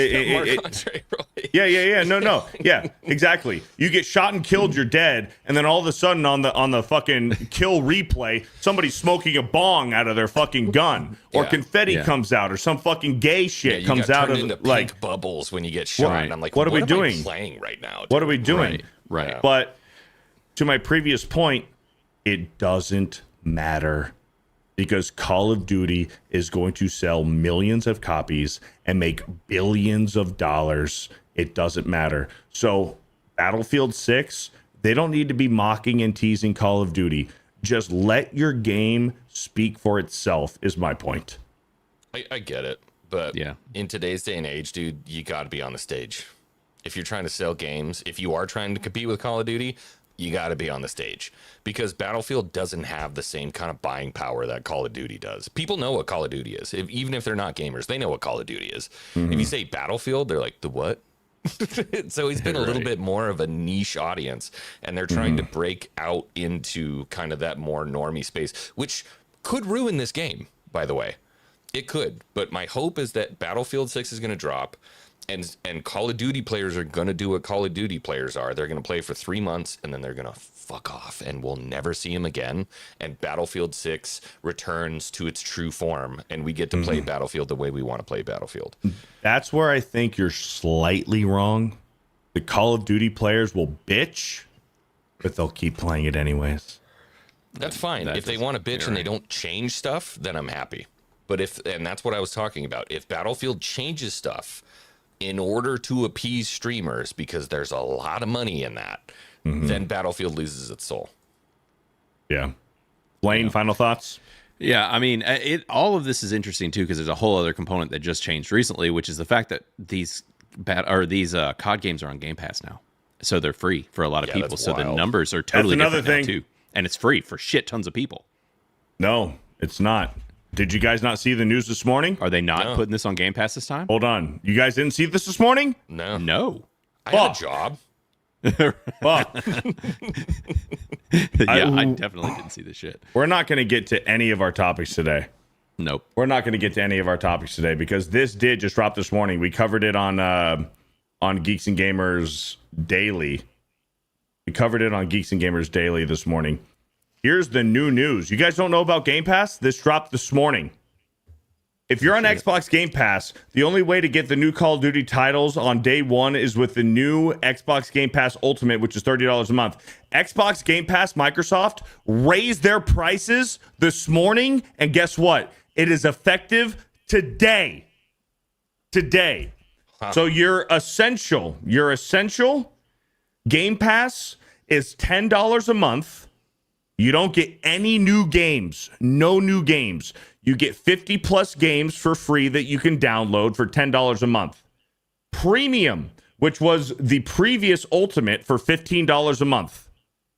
You get new Xbox published games within a year. So if you're paying $15 a month to Xbox Game Pass, you might be able to play Call of Duty in a year. When nobody's playing it anymore. But this is, it's so vague. It's vague. What does that mean? 8 months, 9 months, 10 months, 11 months? When do you get to play Call of Duty? $15 a month. In the Ultimate, which was the previous Premium, now it's Ultimate, $30 a month. $30 a month. Dude, hold on, Xwing, hold on. Pull out your calculator. $30 times 12. 30 times 12. For a year subscription. What is that? 360? No, I don't math. I don't do That's math. why I said. That's why I said pull out your calculator. Yeah. 12. 30 times 12. Times 30. It's 360. Yeah, 360. Yeah, okay. I do math. 360. Just kidding. Ironically, 360, huh? Xbox 360. Yeah. That's kind of funny. $30 a fucking month for a And it year was- subscription. You was get Ultimate 20 before? it or was was it- it was 20 for the past year. Right. Okay. It was 20 for the past year. But So are for they the upping all of our longest prices, time, or are they downgrading us? I'm guessing that they're upping No. our prices for those of us that had everything Ultimate. is more expensive. Everything's more expensive because the Ultimate was 20 for the past year. Now Ultimate is 30. But Ultimate used to be 15 for like forever. Right. So, And then in the past year, it was 20. Now it's 30. Hold on.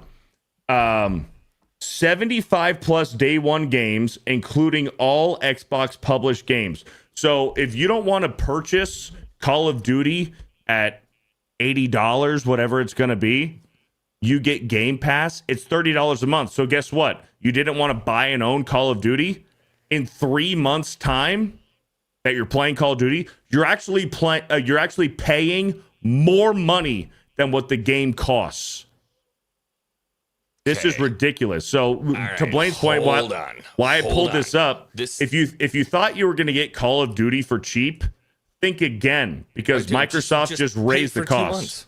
Play it for 2 months. That's all I played Black Ops 4 Right. anyways. And then beyond that, okay, look, maybe I'm nuts.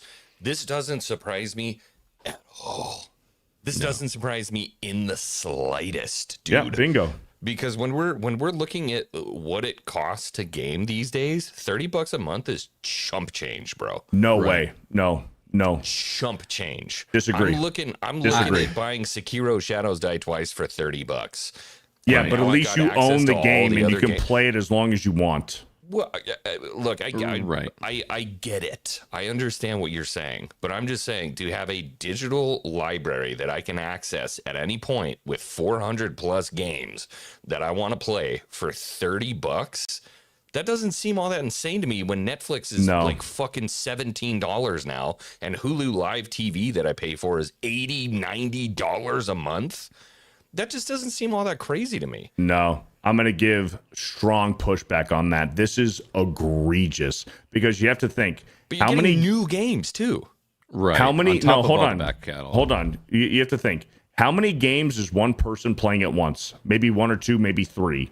If you're playing a solo game, all of us when we're playing a solo single player game, you don't play anything else when you're running through a single player game. You can jump into a multiplayer game just fine.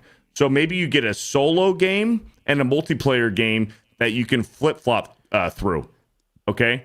Or if you're playing 3 multiplayer games, you can flip between them. That's fine.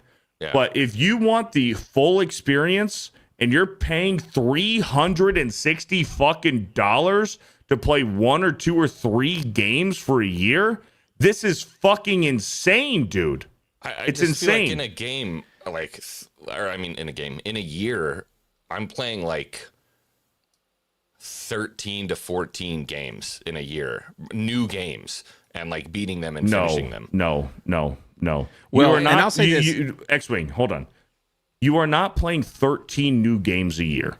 That's what it feels insane. like, yeah. No, you might be playing 4 new games a year.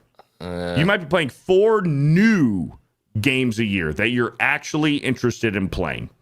4 So I guess maximum. that would be a good metric to find out exactly if Ultimate is worth it. How many new day one games a year are they releasing if you're paying $30 a month? So if games are $70, let's just call it $70 right now, is that going to offset the cost of actually purchasing the games? But at least you own them. Well, At least but you own if you're them. buying You if you're own buying nothing digital, anymore. you don't own them if they're digital. Yeah. That's where I sit with it. So I'm like, half the time, if you're buying digital, you technically don't own it. We've seen them literally revoke access to digital shit that you own. All of these companies have done it. All of the streaming services have done it. So Very the way that few and far between, but it does happen. With gaming, it's been less than entertainment. Entertainment, it has been happening a bunch as far as, I say entertainment, like movies and TV. It's been happening a bunch. And I think we're going to see this more in video games. Like, for example, the Scott Pilgrim game. It happened with that, where if you didn't have it downloaded on your console, it went into a rights like abyss and nobody got to play it. So it does happen. Now, I'd say also there are different scenarios for this, right? Like, for example, with me and having kids and having two different kids that play two different kinds of games, right? So my kids will be playing Minecraft, Sea of Thieves, Grounded, and like 4 or 5 other games like within the month, and they're rotating around playing different games. For me, like, they don't do family sharing anymore. It's one. They've gotten rid of that. It's one Game Pass per console. That definitely changes shit. That puts a little chink in the armor there. Yeah, that definitely changes stuff. So Blaine, let's say you want to play a game on Game Pass while your kid is in the other room playing on the Xbox. We cannot do that. Nope. Gone. So they're revoking that with this? Yeah, I don't yeah, want that's this anymore. bullshit. No, then fuck them. Yeah. No, having the family thing was because that was the thing, was that like me and my kids would all play Sea of Thieves together and we could all be on different TVs and stuff. If they're getting rid of that, that's even another level of like bullshit. Like they should have at least kept that. Yeah. All right. I'm off it. Yeah. Yeah. So if you have a family and your kid wants to play a game and you're like, okay, my kid's playing a game, I want to go into the office and I'm gonna play a game too. You're gonna now be paying $60 a month if you want the premium. No, that's bullshit. Not happening. And the thing, so to play devil's advocate to what Blaine was just saying about, yes, if you're playing on PC, technically, no, you don't own a physical copy because it's all digital, right? But Steam is pretty fucking good. Steam's pretty good. I like Steam better than any of the other ones because if you forget your password, you always bring it back. If your PC dies and you get a new PC, you just sign into your Steam. It's all saved on the cloud. You actually own the game. You're not paying an annual subscription or monthly subscription to the program to play your game. You buy it, you own it. And Steam has incredible sales too. I mean, you just mentioned Steam is having a sale right now. So, but this, you only get to play the games as long as you have a subscription to it. If you're like, you know what, this month, I don't think I can afford $30 this month to play video games. So you unsubscribe, you don't get to play those games. Sorry. It's on the cloud. You don't get to play it. Yeah. Yeah, and which typically for me, that's not like a huge deal. And I understand that, where you're like, oh, well, there's a specific game that I play all the time, and now I don't have it on physical. Granted, we are seeing the case now as well, where like a lot of these digital games, you can only get them like certain types of way and stuff. It's all gotten so messy because of this whole digital thing. I buy physical whenever I can freaking buy it, which is why I did that with Borderlands. It's why I still have consoles, is because I'm like, I'm going to buy a damn physical game. Then if I don't like it or I get sick of it, I'll just trade it in and get some money back and put it towards something else or whatever. But likewise. They're also still making it hard to even do that. Some games aren't coming out on physical at all, or they're waiting like a year or two and then they randomly come out on physical. So it's like they're making it even hard to have physical, and it's way worse for like, movies and stuff. So we're just in as I've seen people say in the chat, we're still in this cycle of you will own nothing and you will be happy with it. And that's kind of right where they want us, because they really just own all this shit you have. Now, granted, like you said, Steam seems to be the best out of any of the companies doing any of this stuff, bar none. And hopefully they do not change. We will see, like, as long as it's still under the same ownership and stuff, I think it will stay that way. But if stuff changes there, then we could see changes with Steam too. And then what happens if all of a sudden you have this massive library and all of a sudden you don't have access to anything anymore? Or they're like, hey, you can have access to all this, but you got to pay a monthly fee now.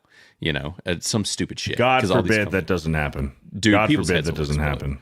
No, I mean, absolutely. But it's hard to trust any of these companies anymore because of the greed and just the BS that we see in these companies. So this is bullshit. I'm not happy about it for sure. $30 a month for a single Xbox Game Pass membership is ridiculous. And I wish Xwing were here for this point. Oh, there he is.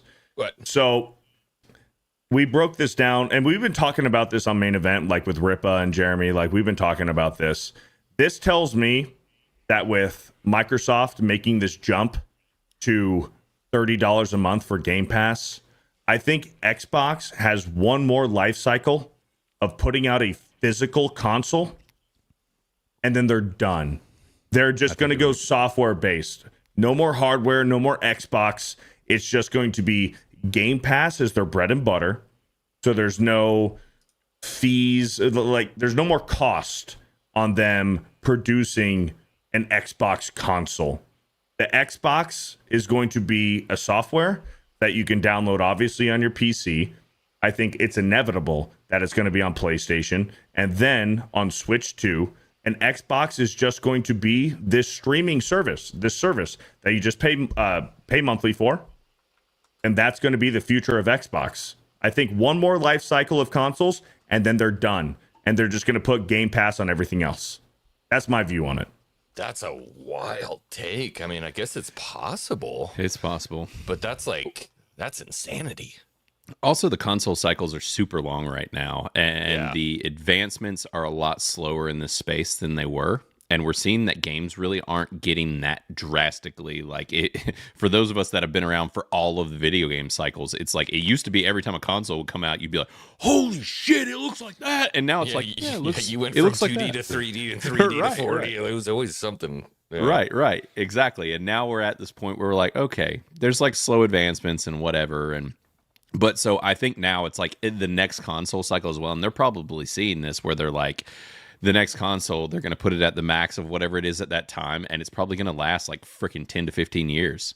I think Beardo's right in the fact that eventually I do believe that either consoles will be phased out and will all be PC for everything, or like you said, there's going to be one master console that is insanely expensive, and it's basically just a tower for a PC at that point, because you have to integrate everything. For me, I think it makes the most sense. Get rid of the Xbox, get rid of the PlayStation, get rid of the Switch, and just have everything run off your tower. You know what I mean? It's almost cheaper at that point. But yeah, the problem is just your regular people. They don't want to deal with the complications that come along with PC. With the PC. You just have a desk and all this shit.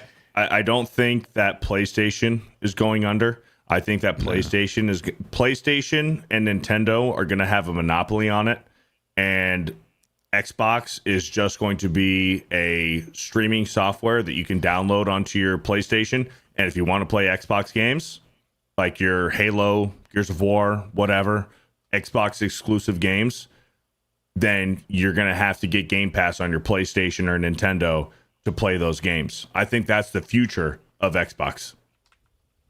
It might be. The industry is changing so drastically, and these companies all just keep pissing everybody off on top of all that. So it's every just one like of them is pissing us off. Yeah, it's just like they're going to be lucky if they don't all just send all of their companies straight into the damn ground, like at this point, and force everybody to just go PC or whatever. You know what that makes me think, though? Maybe there's another heyday around the corner somewhere.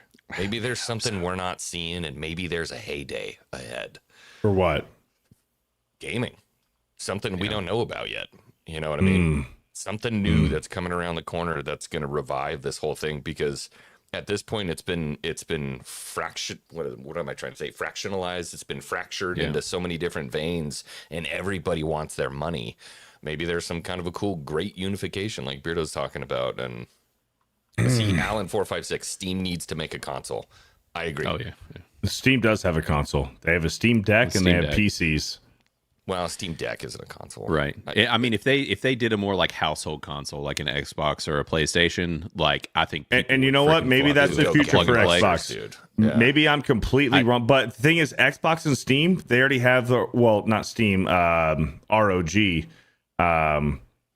They have the Asus. They have the Republic of Gaming Xbox handheld, which is the competitor to the Steam Deck. Yeah. They already have that. Yeah.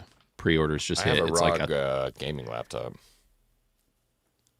But yeah, I think Beardo, actually, I think you're right. I think that maybe is the way that this stuff goes, is that Xbox teams up with Steam and they create a console together. And Xbox doesn't die, but I mean, yeah, this transforms into something new. Yeah, and then you're going to see Game Pass on PlayStation, and you're going to see Game Pass on Switch, and then Xbox is just a service. It's I guess, streaming service, for lack of better words. Right. Are we going to have a Steam box? A Steam box. Holy shit. All right, boys. What do you guys want to do first? Escape from New York or Babe of the Week? I Babe of the week, huh? I completely forgot we were doing that. Yeah. I know. do it. Yeah, It's let's been a do hell Babe of a of the show with good conversation. Been a hell of a show. All right, boys, we got Babe of the Week going down right now.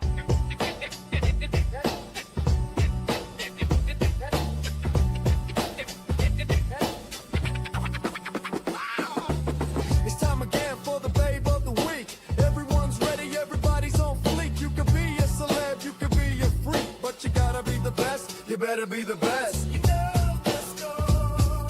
Who's it gonna be this week? Everybody's screaming out for more. Gonna be the babe of the week. Babe of the week.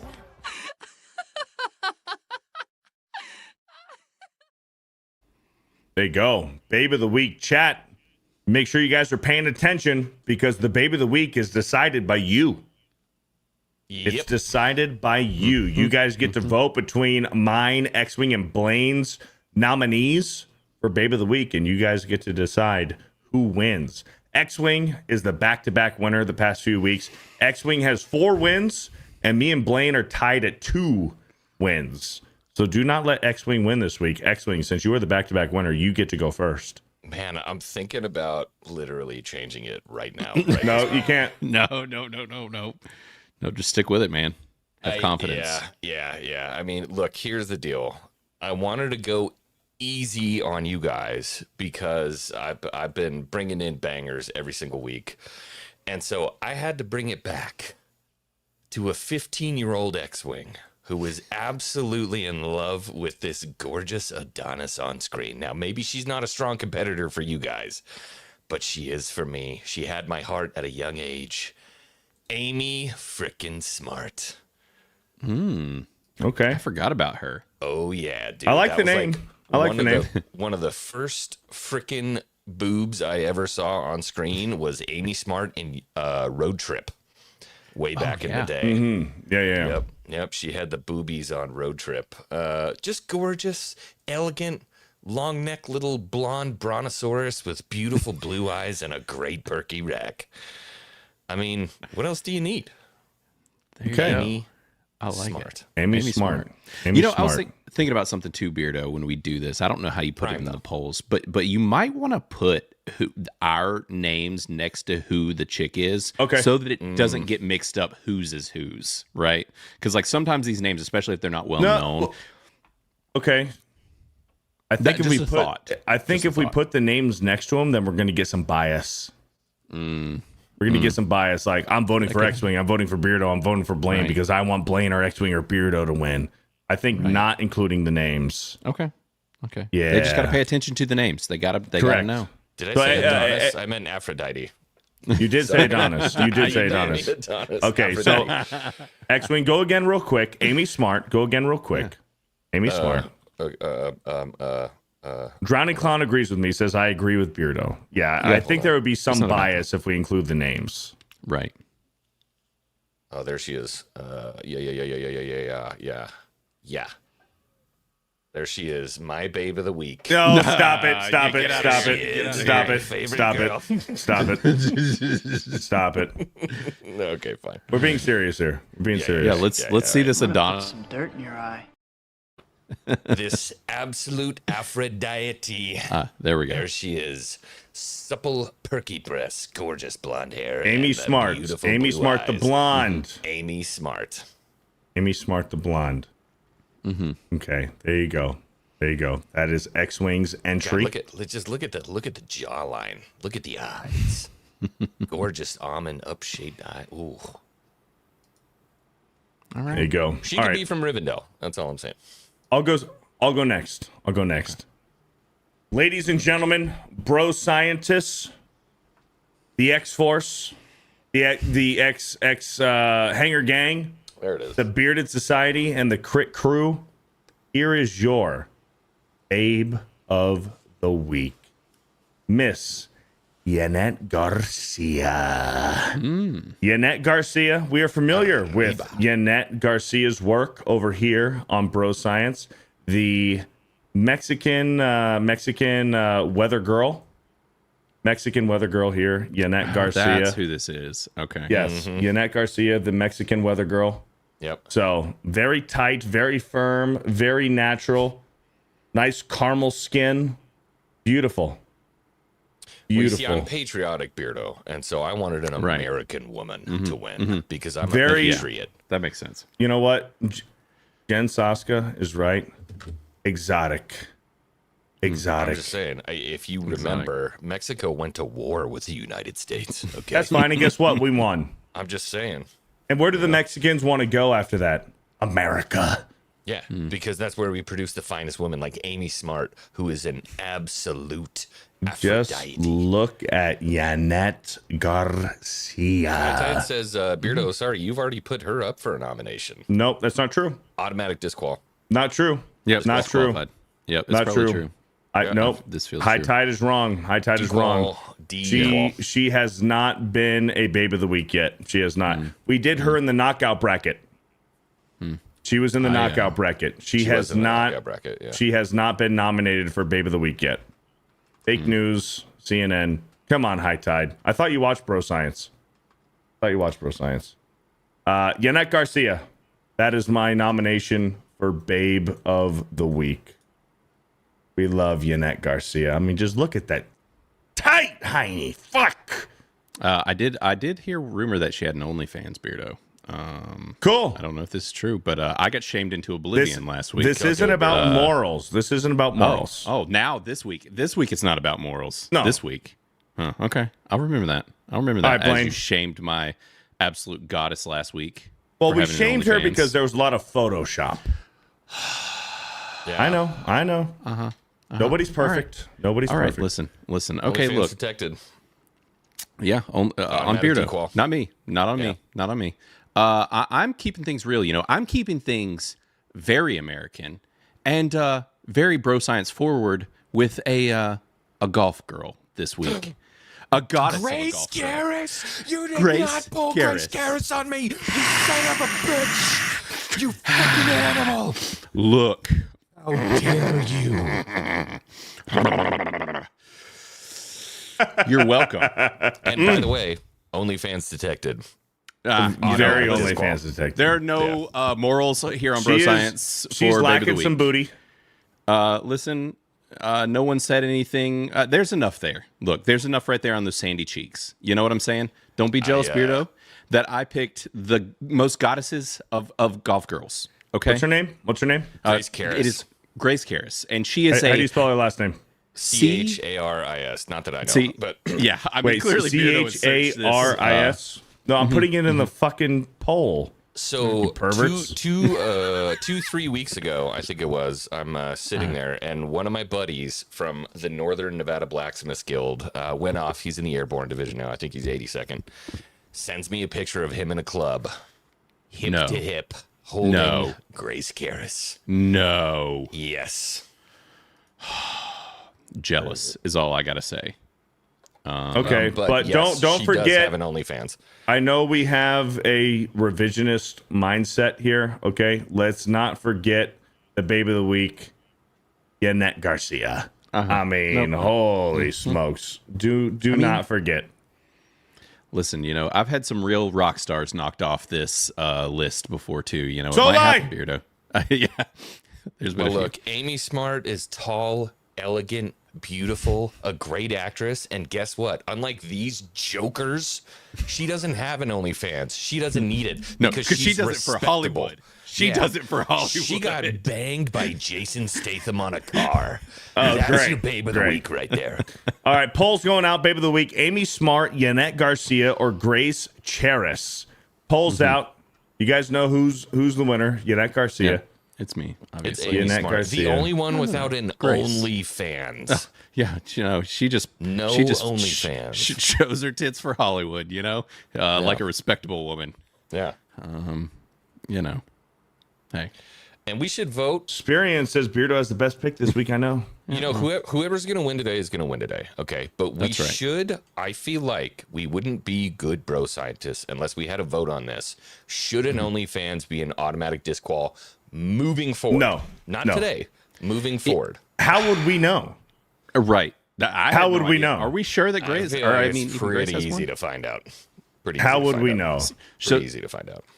So should we always like search? Because the thing is, I mean, should deeper research be done as to what type? You know, is this like a foot OnlyFans? Is this like a Yeah.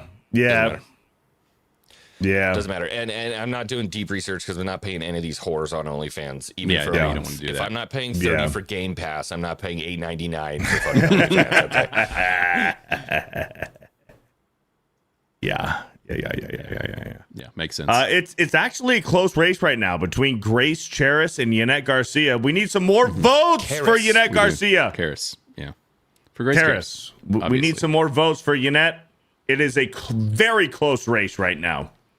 37% for Grace and 34% for Yannette. We need some more votes, boys. Come on, boys. Hey, and I'll say this Keep for Grace voting. Karis, from what I'm seeing is that she doesn't. There's an account, but there's nothing on it. It's not really. She never did it. So that's all I'm saying about Grace. I don't think she's actually gone whole hog. She's really playing golf now. She's legitimate. Not that I know from personal experience, but she is absolutely gone full bore. 100%. Actually, really? I don't know that, but my sources tell me. Okay. I mean, I would not be surprised. Most of these influencer chicks, that's the problem. She goes full bore. Well, that's where we're really like where this is becoming difficult, because right now we're in a spot where all of the Hollywood chicks are toads, and then all of the influencer chicks are whores. Cool. You know? That's but that should be. We are the bro scientists. We should be searching for a higher caliber of woman. So clearly, it just needs to be women that were popular for being sexy before the year 2010. And how much of the chat is saying OnlyFans should be an immediate disqual? I agree, and I think that people have spoken. We should at least have. I make the decision. We should at least have a vote. Yeah, let's have a vote. I'm watching Blaine just clicking through the pictures of Grace. I am. Just clicking. I'm the only one without an actual whore. So there you go. Think about that when you're voting. I am the only one without a. Hey, Yannette Garcia's not a whore. She's on the Weather Channel. She's got an OnlyFans. That's She's right. a whore. She's on the Weather Channel. Come on. Everybody knows whores don't play golf. Give me a break. That one does. Come on. Come on, boys. Come on. All right, we're at 184 votes. This is probably the most we're going to get here. It is, dude, it is 35-36. Come on, boys, Yannette. No. Grace, everybody knows. Let's get that up, An American. Yannette. We need the American win here. We're way too close to call the race right now. Smart 100%. I picked a classy we need, woman. These guys are need, peddling whores everywhere. Okay. Don't. Whores. I'm not saying that Grace Karis isn't hot, because she is. And she's actually got a great golf swing, but she's a whore. Don't get it twisted. And this is close. That's right. Yeah, Grace is working for the PGA boys. now. That's what I'm saying. She's working for the PGA. She can't be doing the nudes anymore. I think she stepped away from it. She's gone. We should be celebrating her for going legit. I was going to say, out there. The internet is forever. That is true. Yeah. It's close. It's dangerously so close right now, man. This is easily so the closest we've had. It is. There's no majority here. This is close. Okay. We need 5 more votes to 200. 3 more votes to 200. I'll call it at 200. This is tough. Shit. 199 votes. Right. We're just watching Xwing go through all his alt accounts and vote for. No, I'm trying to find that picture. I'm trying to find that picture of Chris with Grace. Yeah, that's wild. All right, that's it. We're going to go ahead and call it. 205 votes. Congratulations, Blaine. Congratulations, Blaine. Grace Karis with a 37%. Yannette Garcia with a 33%. And Amy Smart with a 30%. So, I want to shout out the 30% of people here who respect yourselves. Let's put our hands together for the Babe of the Week. Grace Karis is your Bro Science Babe of the Week. Congratulations. Shenanigans. Congratulations to There Grace. she is. There she is. She is just a specimen. She really is. Yeah. Yeah. Yep. Congratulations. Congratulations to Grace. And that has been your Bro Science Babe of the Week.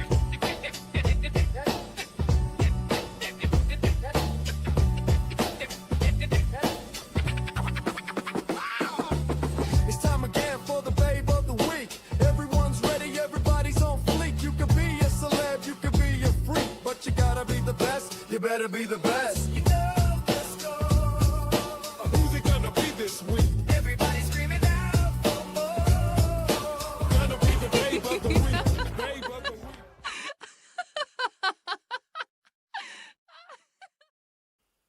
Yannette Garcia was robbed. She was robbed, boys. Hold on. We didn't get a video of Grace Karras' swing in slow motion. Yeah, we didn't get that. Why did you not? I feel like That's that is kind of, we were robbed by that. I should have, Yeah. I never think about showing the vids for freaking degens and gooners. Do you have one, Xwing? Yeah, He's got about 47 downloaded just for golf research so that his swing is proper. it's the most important part. Give me a second. Yeah.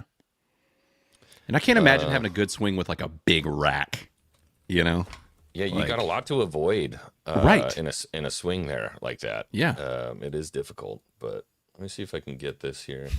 Can we full screen this? No. Let's go ahead and full screen this. Oh, there it is. Oh, that's not slow-mo. Yeah, the slow-mo is where you got to... Shenanigans. She does hit a little over the top, but boobs. Have you seen, there was a video that was going viral, and it was a chick that was making fun of like all of these golf influencer chicks, and she was like, dressed all scantily clad, and she's like, if you want to see how to swing a golf club, you can follow me. And she like swings, and it's just like a super shitty swing, and the club goes flat, and she goes, nope, you can actually see my tits on my OnlyFans. Yeah, there you go. Yeah. There's Grace. Yep. Look at that left arm, nice and straight. Yep. Powers the hips through and just releases. Look at that. Golly. I'm telling you.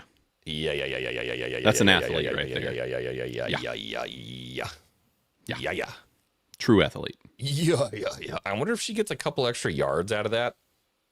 Right. With the momentum. That's what I'm saying. Through. Like, I feel like she's really carrying that through. I'm just gonna leave that up on my screen. Yeah. I don't blame for a little while. Makes sense. Beardo missed it. He did. He missed it. Well, if he wasn't taking like 3 shits this episode, I know. This guy. I think he's back addicted to laxatives again. So that's probably it. We might have to talk to him about that. I'm assuming he probably wanted me to read Supers. He probably did. We got a couple over there. Probably read those. Where did he leave off? I don't even know. That is a great question. Brilliant bro scientist. I don't know where you left off on Supers. Did you show the golf swing? Oh yeah. Yeah, you missed it. Yeah. Well, yeah, it's okay. Missed it. I'll just go on Reddit and just look at her tits. Yeah, you can. You can find them there very easily. Dude, she's fine, but she's no Paige Sporanic. There's something about she's got those girl next door vibes, She's like she feels like Grace over Paige every day of the week. Same. She might look more innocent, but she's not. Probably true. She is not. Although I don't know, Paige Sporanic's she's no. I don't think you can find her nudies out there though. Church girl, if you know what I mean. Yeah. Let's get some super chats real quick, and then we're gonna go into the manly as fuck movies. Alt 95 with a 199 says, will the show be renamed to Bro Island Movie Reviews? No, but nice try there, Vault 95. Thank you for the 199. I got nudes of her right here. What are you talking about? Paige Sporanic? Yeah. Oh, yeah. Reddit? No. Just Google. Yeah, just the Googled it. Just the Google. What'd you type in? Moving on. OnlyFans trash needs to go. Thank you. Yeah, we're going to have to be a lot more careful going forward. It's going to be difficult. I'm not seeing nothing. On Google? Get a better internet browser. I don't know what to tell you. I'm on Google. I typed in Paige Sporanic boobs. And I don't see no nip. I'm not, no comment. I think you're lying, Xwing. This has been another segment of Gooning with Beardo. Well, what are you going to do? K-Joe with the $5 says, hail the bro science, and it was Matt Stranger's birthday yesterday. Matt Stranger, are you in the chat? Matt Stranger, happy birthday, Matt Stranger. Happy birthday to you, man. If you're not in the chat, I'll wish you a happy birthday on the next stream. But shout out to Matt Stranger, man. Happy birthday. Thank you, K-Joe. JW with the $5 says, if you haven't seen Ultraman Rising on Netflix, I highly recommend it. Great superhero movie with a strong father-son story. Okay. I'll have to check it out. Thank you, JW with the $5. Golden Nuggets with the 2 says 7 months MMA training, getting my ass kicked. Good. You need it. Thank you, Golden Nuggets, for the $2, man. Keep it up, man. Keep it up. Joan Lovelace with the $5 says, greetings, gentlemen. Thank you, Joan, for the $5. Greetings to you. Thanks, Eric K with the 109 says, LOL, Xwing said performance issues in dock mode. He did say that, didn't he? He did say that. No more Beardos with a $1. Thank you. No more Beardos. Did you see that yesterday, Blaine? No. You didn't see that? Pete Hegseth. Oh, yes, his segment there. His speech or rant that he went on. And he said, wild. No more Beardos in the military. He said, no more Beardos. He really said that? He said that. I didn't see that portion. That's brutal. He said, no more Beardos. Here. That's brutal. Go ahead and watch it. We'll watch it real quick. I did not hear that he said that. I've seen a good bit of it, but I definitely missed that portion. He said, no more Beardos. Where was it? Right here? This also means grooming standards. No more beards, long hair, superficial individual expression. We're going to cut our hair, shave our beards, and adhere to standards. Because it's like the broken windows theory of policing. It's like when you let it eventually go. Press the field and in the rear. If you want a beard, you can join special forces. If not, then shave. We don't have a military full of pagans, but unfortunately, we have had leaders who either call BS and enforce what they were not allowed to enforce are unacceptable. It should be right here. And that's why today, at my direction, the era Soon? of unprofessional appearance is over. No more beardos. Fuck!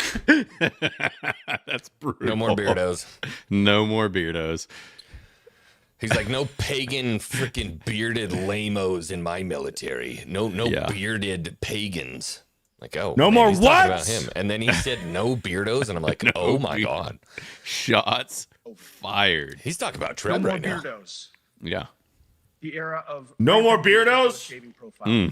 That's gonna be a clip Simply that's put, not you gonna do go not anywhere. need the Oh, that was main event all last night. Yeah. Well, I would have known, but y'all didn't send me the last invite like you were supposed to. So I was just like, screw these guys. Not my fault. Were you supposed to be on Kissimmee last night? Listen, we don't need to talk about it. I don't need to get shady, but it would have been such a better show with you on. It would have been. It would have been. I missed it. Honestly, I went to bed early, and so I was in old man mode. So since I didn't get the invite, I was like, well, I'm gonna be a lazy bastard. We should have traded. I have so much shit to do right now. Yeah. So we should have traded Blaine for Savvy. Yeah, but We'd have had a lot. Oh, she was there last night. Yep. Yeah. That was why they decided to invite her instead of me. No. Should not have been. Yeah. Cole Hauser with the 6 months. Beardo hates Savvy, though. Yeah. Beardo's stock went up as the only one from Geeks and Gamers who was named personally from Vice President. Praise Ara. Yeah. Thank you, Cole Hauser, for the 6 months. Could you imagine if Hegseth was like, no more Jeremys? No more Jeremys. We don't want these Jeremys in the military. No more Xwing 5s. Yeah. But no, he had to mention me. Yep. Specifically by name. Yeah. More Beardos. Yep. Several Alex days after McCarthy. doing the gritty. I know, man. 6'7". 6'7". That's what he said about Beardo. Just 6'7", buddy. Fuck. Alex McCarthy with the $2 says, my nephews do that 6'7" crap meta PC code Beardo. Thank you, Alex McCarthy. Yep. And we got a 5 here from JW with a 5. Says, Beardo, did the Batman mugs, and the PR Power Rangers communicator arrive in good condition? Let's go. Yeah, so that was you, JW. Thank you. Yes. We were looking for you last week. Yep. I was looking for you last week. Here it is right here. I got it on display. I got it right next to my Green Ranger. Right there. Oop. Nice. Good job, Nice. buddy. Nice. I'm sure it's all right down there. Nice. It's only an antique. Hey, Beardo. Good job. Xwing, read some super chats.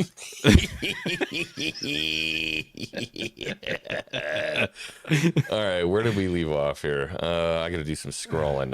Okay, well, JW, shout out, awesome thing there. Anjanette with a czar, $39.99 says, paying my latent gay tax. Hello, boys in chat. Shout out, Anjanette. How cool is it that you're getting all this exposure with the freaking intros and stuff on TNME? It's awesome, man. Shout out, Anjanette. Yeah, that was super cool. Maladi from way down in South Africa. Can't do it. I Miki Lurker tax. I can't afford another ER visit. Thank you, Mo Gore. Yeah, appreciate it. Graph Webb for the 2. The most consistent man on YouTube says, for fuck's sake, cancel Disney Plus. Graph Webb somehow turned into a Democrat. It's insane. After all of this time, he became what he feared most. Graph Webb is now a Democrat. Shout out, Graph Webb. Eric K with a 5 says, on Daily I said, families are effed. If you have kids, you need to pay for a pass for each one. You need to pay for a pass for the mom and yourself, $120. Dude, that's unless everybody's playing on the same console, which is like, I don't know. Right. I'm the only one with games in my house, so.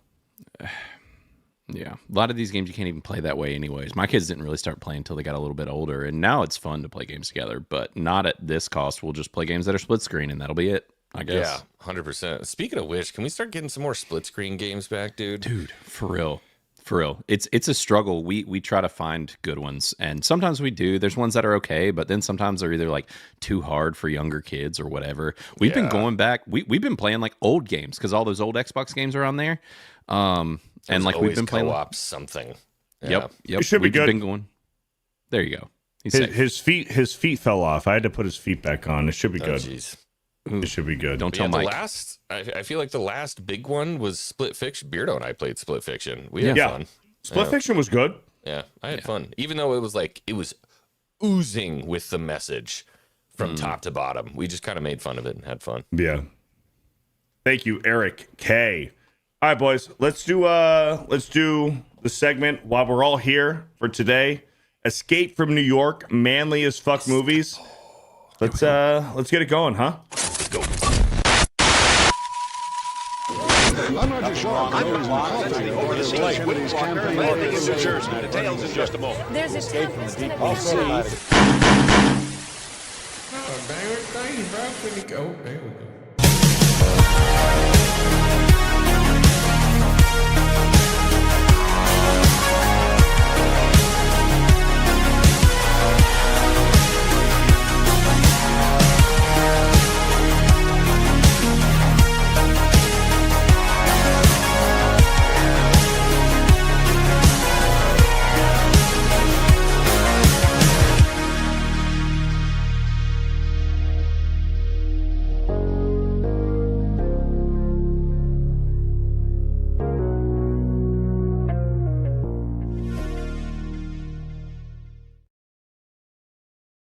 Let's go, boys. Escape from New York. What happened? You know what we need? What do we need? We need a new one of those graphics at the end, and we need Blaine in there. We need Blaine in there. Don't get rid of Dan. I'm just saying. Right. Put Blaine in there. He's also one of the 2 founding fathers of bro science. So yeah, we also need a new bro science intro with Blaine in it. This one. You know what's funny? I am technically in there.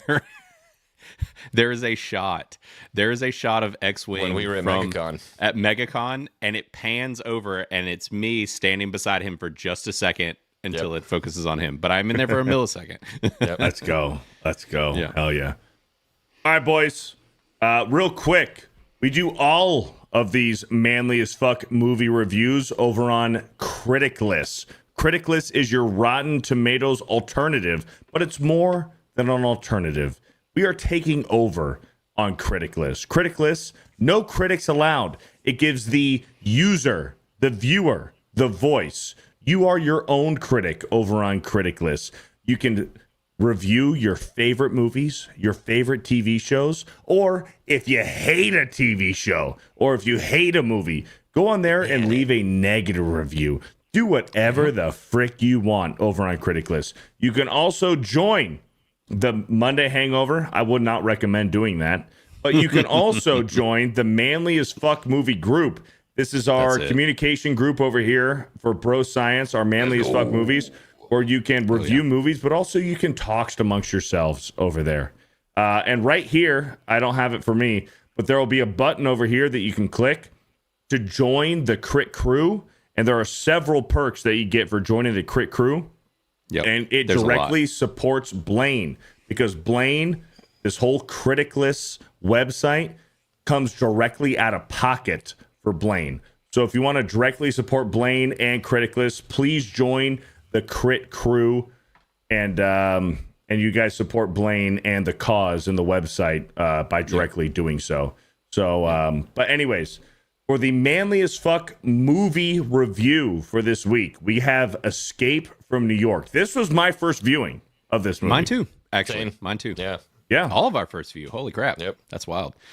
That's cool. Yeah, it was fun. And I am a huge John Carpenter fan. I'm surprised that I've never seen this. There is They Live imagery all over Criticless and on our merch and all of that. I'm a huge fan of his stuff, so I was excited to finally see this one for sure. And I don't have my full review up yet. That'll be up later. My day was kind of chaos, but yeah, I do have our video though in on my review featured on there. So that's another thing that you guys can do if you join the Crit Club is you can put YouTube videos and all that on your reviews, which is super cool. So oh really? Yeah. Oh yeah. Yeah. So our Bro Science video, you could literally be watching it native right now within Criticless. Whoa, that's cool. Hell yeah. Please do that. Please do that. Yes, this is John Carpenter, director, screenplay, and what I thought was cool about this, John Carpenter, he did The Thing, and he also did Halloween. So you get Kurt Russell coming back as Snake Plissken, and also Donald Pleasance, who was the doctor in Halloween, and he's the president in this movie. So you know, faithful casting here from John Carpenter. He's familiar with Kurt Russell. He's familiar with Donald Pleasance to be recasted in this movie. Here's my review for this. Ever since my friend Dan Vass told me this movie was Snake Plissken, I'm gonna restart. I'm gonna restart. Ever since my friend Dan Vass told me this movie and Snake Plissken were the inspiration for the video game Metal Gear Solid, I couldn't help but think of this movie as a video game. Escape from New York is totally a video game idea made into a movie. Of course, this wasn't the original intention, but when you look at it from that way, it totally makes sense. Kurt Russell transformed himself brilliantly into the role of Snake. I really enjoyed this movie, as this was my first viewing of Escape from New York. I would highly recommend it, and it is, of course, a manly as fuck movie. And I gave it an 85. Nice. 85 over here from FearTheBeardo. We have where are you guys at? Where the I'm right below. Fuck are you guys at? Where's Where's there? Xwing? You passed me. Xwing gives it an 80. Xwing, do you want to break this one down for you? Why does my logo look different than everyone else's? So I have like a neon mustache thing. You do? Yeah. If you use a PNG file on It'll get web, rid of the border. it gets rid of our border and it actually shapes it to whatever your PNG is. So it was a bug that we left because it's so cool. Yeah, that's awesome.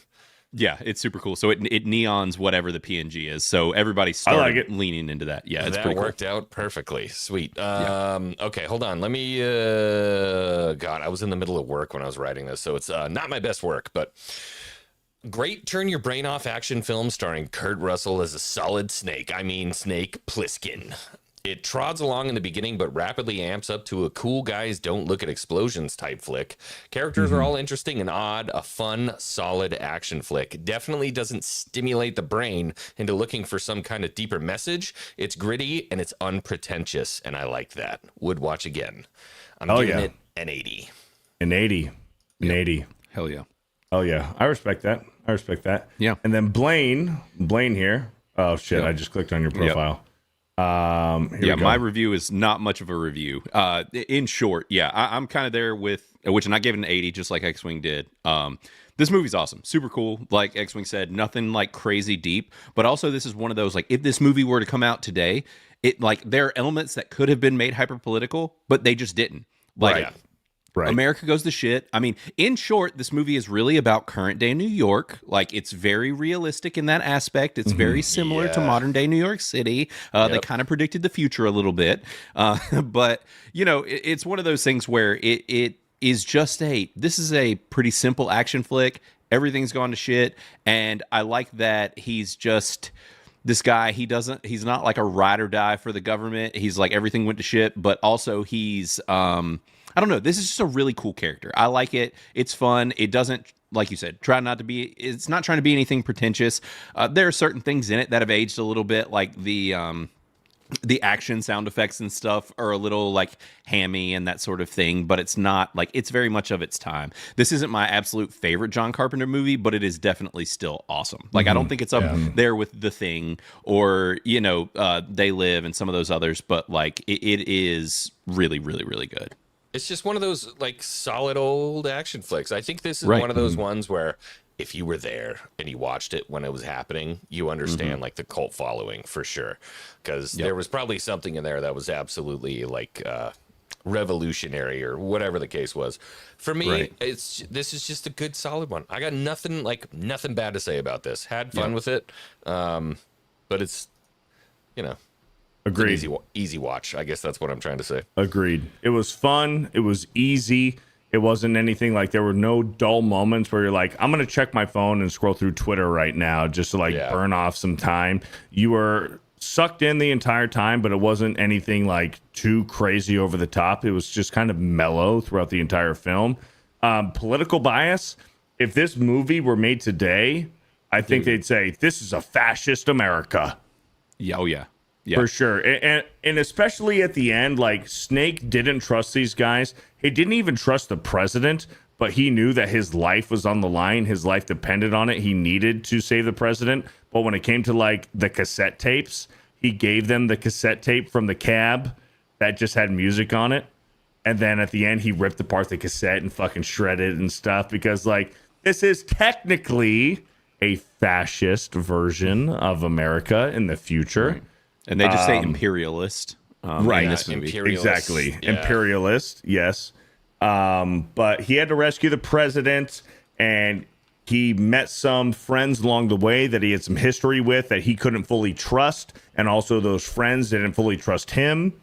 So, but the most impressive thing about this film was Kurt Russell. We've seen Kurt Russell in several different characters amongst a lot of different films. And his portrayal as Snake Plissken here, like, I've never seen Kurt Russell like this. He was a fucking badass, dude. It's Snake, dude.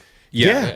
He's solid Snake. Yeah. Have you it's great, like, in comparison with him also working with John Carpenter. Have you seen Big Trouble in Little China? No. I've seen, brother. I watched like 45 minutes of it, and I was like, no, damn, I've I never gotta seen come it. back to this. It's Dude, wild.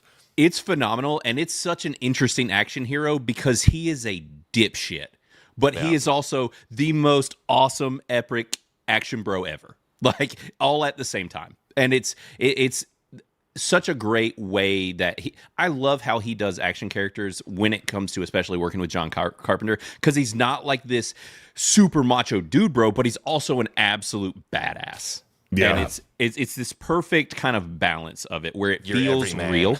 Yeah, he's an everyman badass. Have you guys, when you guys were younger, you ever go to the movie theater and watch a movie and you're like, you see like a really cool character and you're like, man, I want to download some of his character traits and like put that into myself? Yes.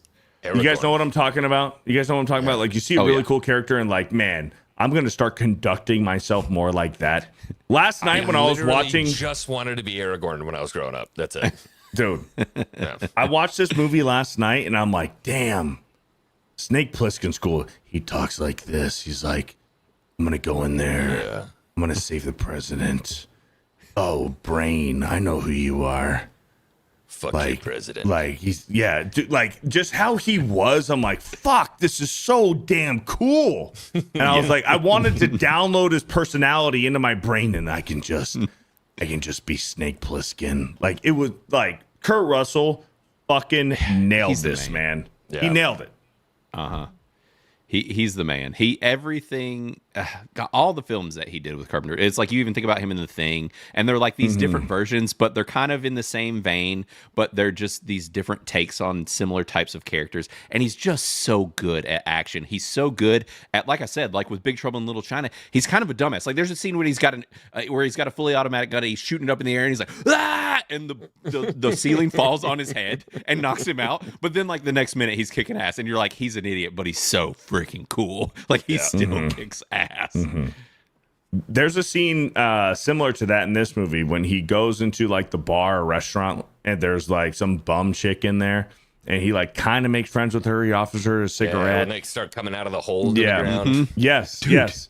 And she's totally into him. And he's about to like fucking hook up with her. Hardcore. He's about to hook up with her. He's like, yeah, you know what? I can. He's like, looks at his watch. He's like, you know what? I got 21 hours. I can spare some time for a quick lay. Yeah. And then they start breaking through the fucking ground, and she gets sucked into the ground, and whatever. She dies or whatever. And he's just like, all right, see ya. Yep. And fucking takes off. Like, dude, that is Snake Plissken, man. Yeah. Let's go. I was totally thinking he was going to do something, maybe. Yeah. Like try to grab her out of the hole or like go down there and kill him or something like that. He's like, I got shit to do. No, he's like, this place sucks. Bye, bitch. I'm on the timeline. Yeah. And the whole boxing fight with him, like, not the boxing fight, but they were in a boxing ring. It was the death match with the big guy. Was that the Iron Sheik? No. Maybe. I don't think so. I don't know. No. It wasn't the Iron Sheik. It kind of looked like him with the mustache. Anyways. Maybe. That part was cool, and like Brain turned on him at the train cart, and Brain turned on him. But did he turn on him? Right. Did he turn on him? Maybe he did. Maybe he did what was best for them. I don't know. I think Brain turned on him because it was the best thing for him in that moment, but he still trusted Snake. That was Ox Baker. But Brain's girlfriend, tits. Fuck. She had some bro. She had some great tits. Yeah. The jiggle physics on those things running around, man. Yeah. And you want to talk about like a serious on-screen death? Bro. Oh yeah. Bro. Yeah. Like, they did Her not... and Brain. Brain he's walking boof. Yeah, he's like, right. I told you guys to go right. And everybody goes left, and he's the only one that goes right, and he's the one that explodes from the mine. Yeah. I remember very vividly, I don't know why it was, that the scene where that chick, his girlfriend, is like dead, and the blood is like still running down. Yeah. And it was very vivid. And I'm like, damn, dude. Yeah. What a death scene. Yeah. Fantastic movie. And you know what else I noticed is that in the very beginning, when he's getting interrogated, right when he gets the plugs into his arteries, and the guy, I don't know what his status was, but the guy with the earring with the fucking facial hair, the old guy, he's like, you better come back with 15 minutes to spare. He's like, what if I'm late? He's like, well, then you're fucked. We're still gonna kill you. We're still gonna explode the shit. Snake shows up with seconds to spare, and they still did it to him. They still took the ultrasound and destroyed the fucking implants in his neck, even though he was late. I was like, okay, that's cool. You got the president back. It doesn't matter if it was 15 minutes to spare. You got the fucking president back. We're gonna honor it no matter what. But then Snake's like, fuck you. I got the real tape. I'm gonna destroy this shit. Yeah. And this is the first of two, right? Because Escape from LA Escape is from LA. It's a sequel. Yeah. Now, I have do seen wanna some of the see that. chat say LA wasn't as nearly as good. Really? Is what at least I've seen a couple people say, and it seems like it's rated a little lower, but I mean, it's still, I'd be interested to see it. Yeah. For sure. But yeah, there's some really great stuff in this film, and I really do appreciate back when things could be kind of political while also not being political. Yeah. It's just it's nice. And after seeing the movie that I saw this past weekend, it was just like refreshing to be like, oh yeah, that's how you do it. It's not that complicated, not too hard to pull that off. Yeah, Believe it or there was not. still like my wife heard my eyes roll from the back of the room when they're on Air Force One, and she's like, "You imperialistic America!" I'm like, they were telling the future on that one. Yeah. Tricky says Beardo. Beardo is mixing the two movies. That is impossible because I've never seen Escape from LA. So that's impossible. But I mean, maybe some things happen similar, but I'd have no idea because I've never seen the sequel. So, anyways, yeah, I haven't seen it. Yeah. Also, the chick with the cans, it was John Carpenter's wife. His wife, yeah. Oh, really? Yeah. She has Hollywood wife tits for sure. Yep. Yeah. For sure. But in my review, since Dan had told me that this was the inspiration through Metal Gear Solid throughout the entire movie, I was looking at this through the lens of could this be a video game? And I could not stop myself. Like I was like thinking, this is a video game movie. Did you guys feel that? I get that 100%. Yeah. Oh, absolutely. Absolutely. And it would be really freaking cool if somebody made that game today. Oh, dude, it would be. It'd be an awesome game. It would.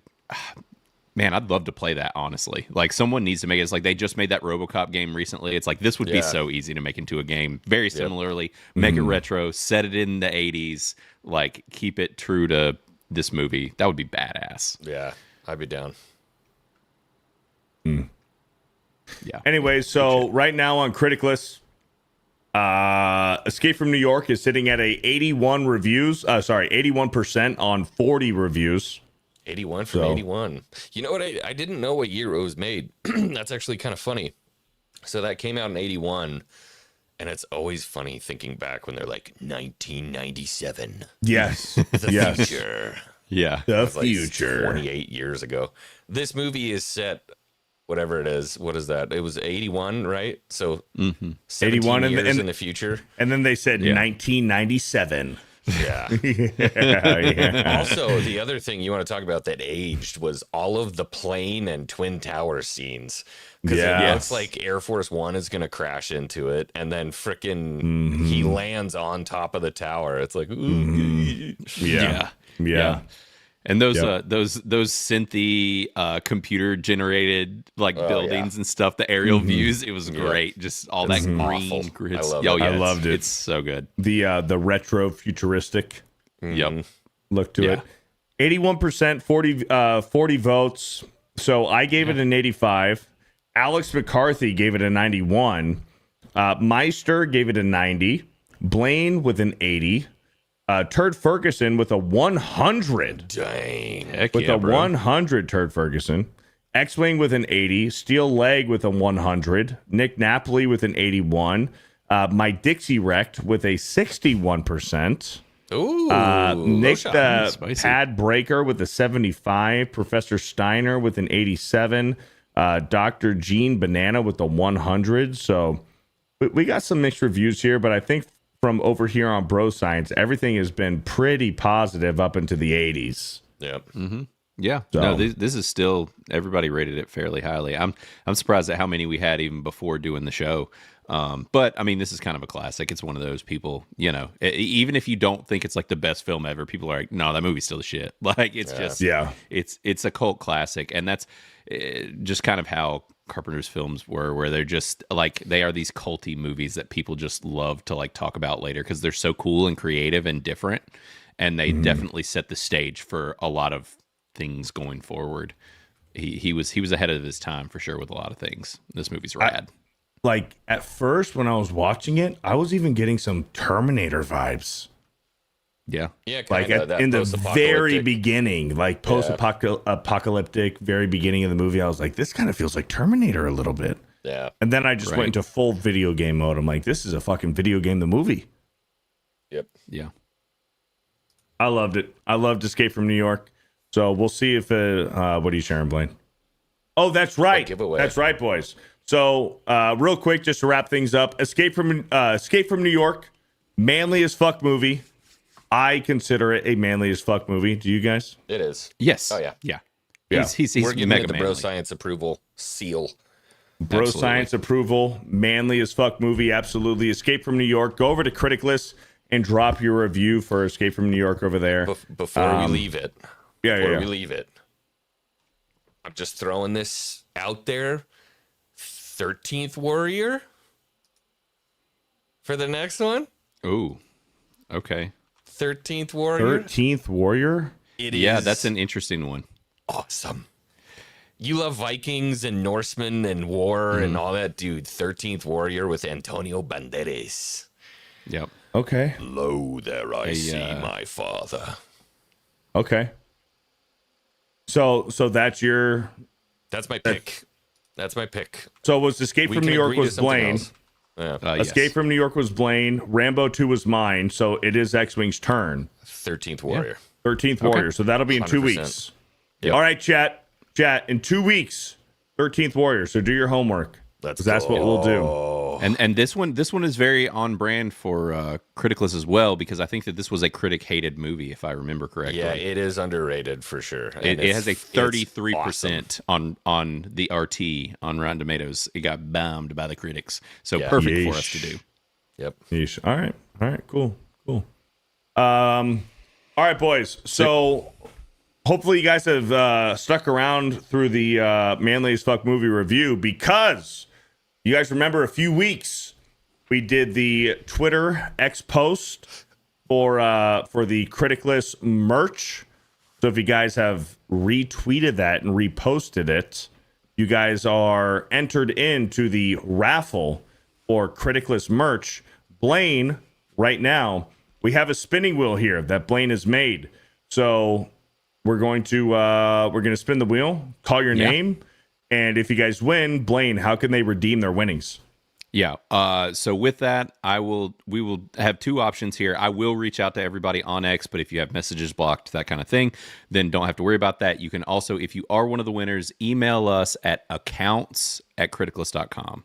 So accounts@criticless.com, send an email there and just say, hey, it's blah, blah, blah, I won. And then we'll get your address, the shirt that you want, and size, and we'll get everything sent out to you guys, because I'm going to be doing a mass shipment, because we got some other winners from Monday Hangover, because they did this too. So we can get all that out to you. And then for those that didn't win, we do have awesome merch, shop.criticless.com. So all of that is on there. And if you are a Crit Club member, you get free shipping on our merch. So free shipping if you're a member of the Crit Club. It's in the settings. You can just get a little code, you put that in there and you'll get discounts on it as well if you don't win. But our shit's really cool. So anyways, let's see who won. We're getting 3 winners. 3 winners.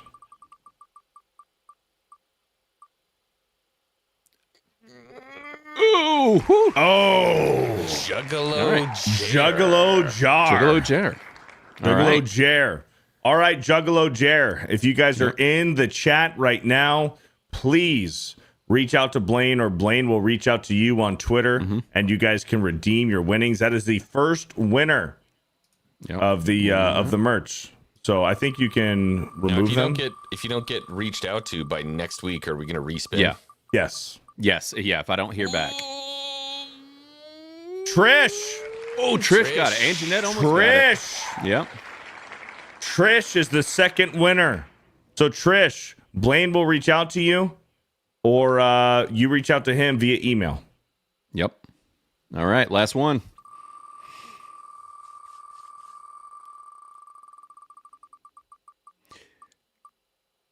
It's Samwise. And Jeanette. Samwise.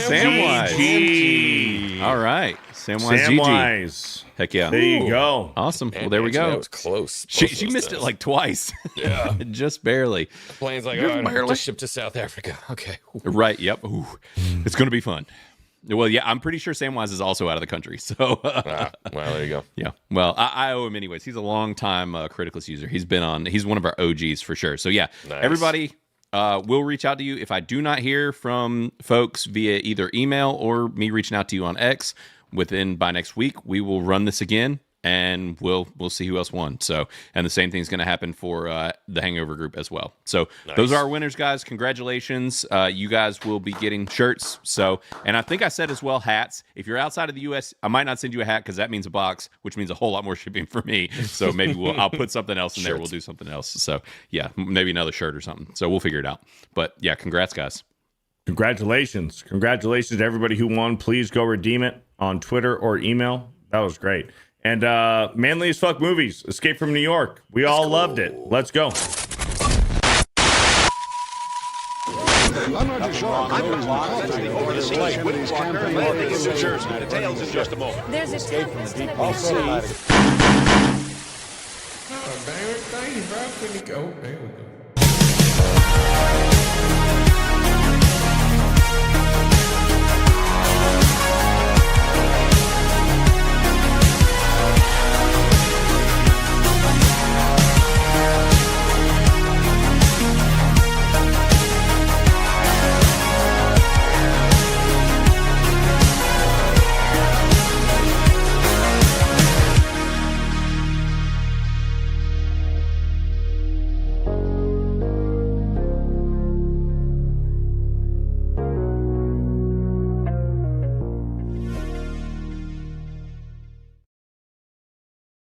Manly as Fuck Movies presented by Criticless. We love Criticless, man. We love Criticless.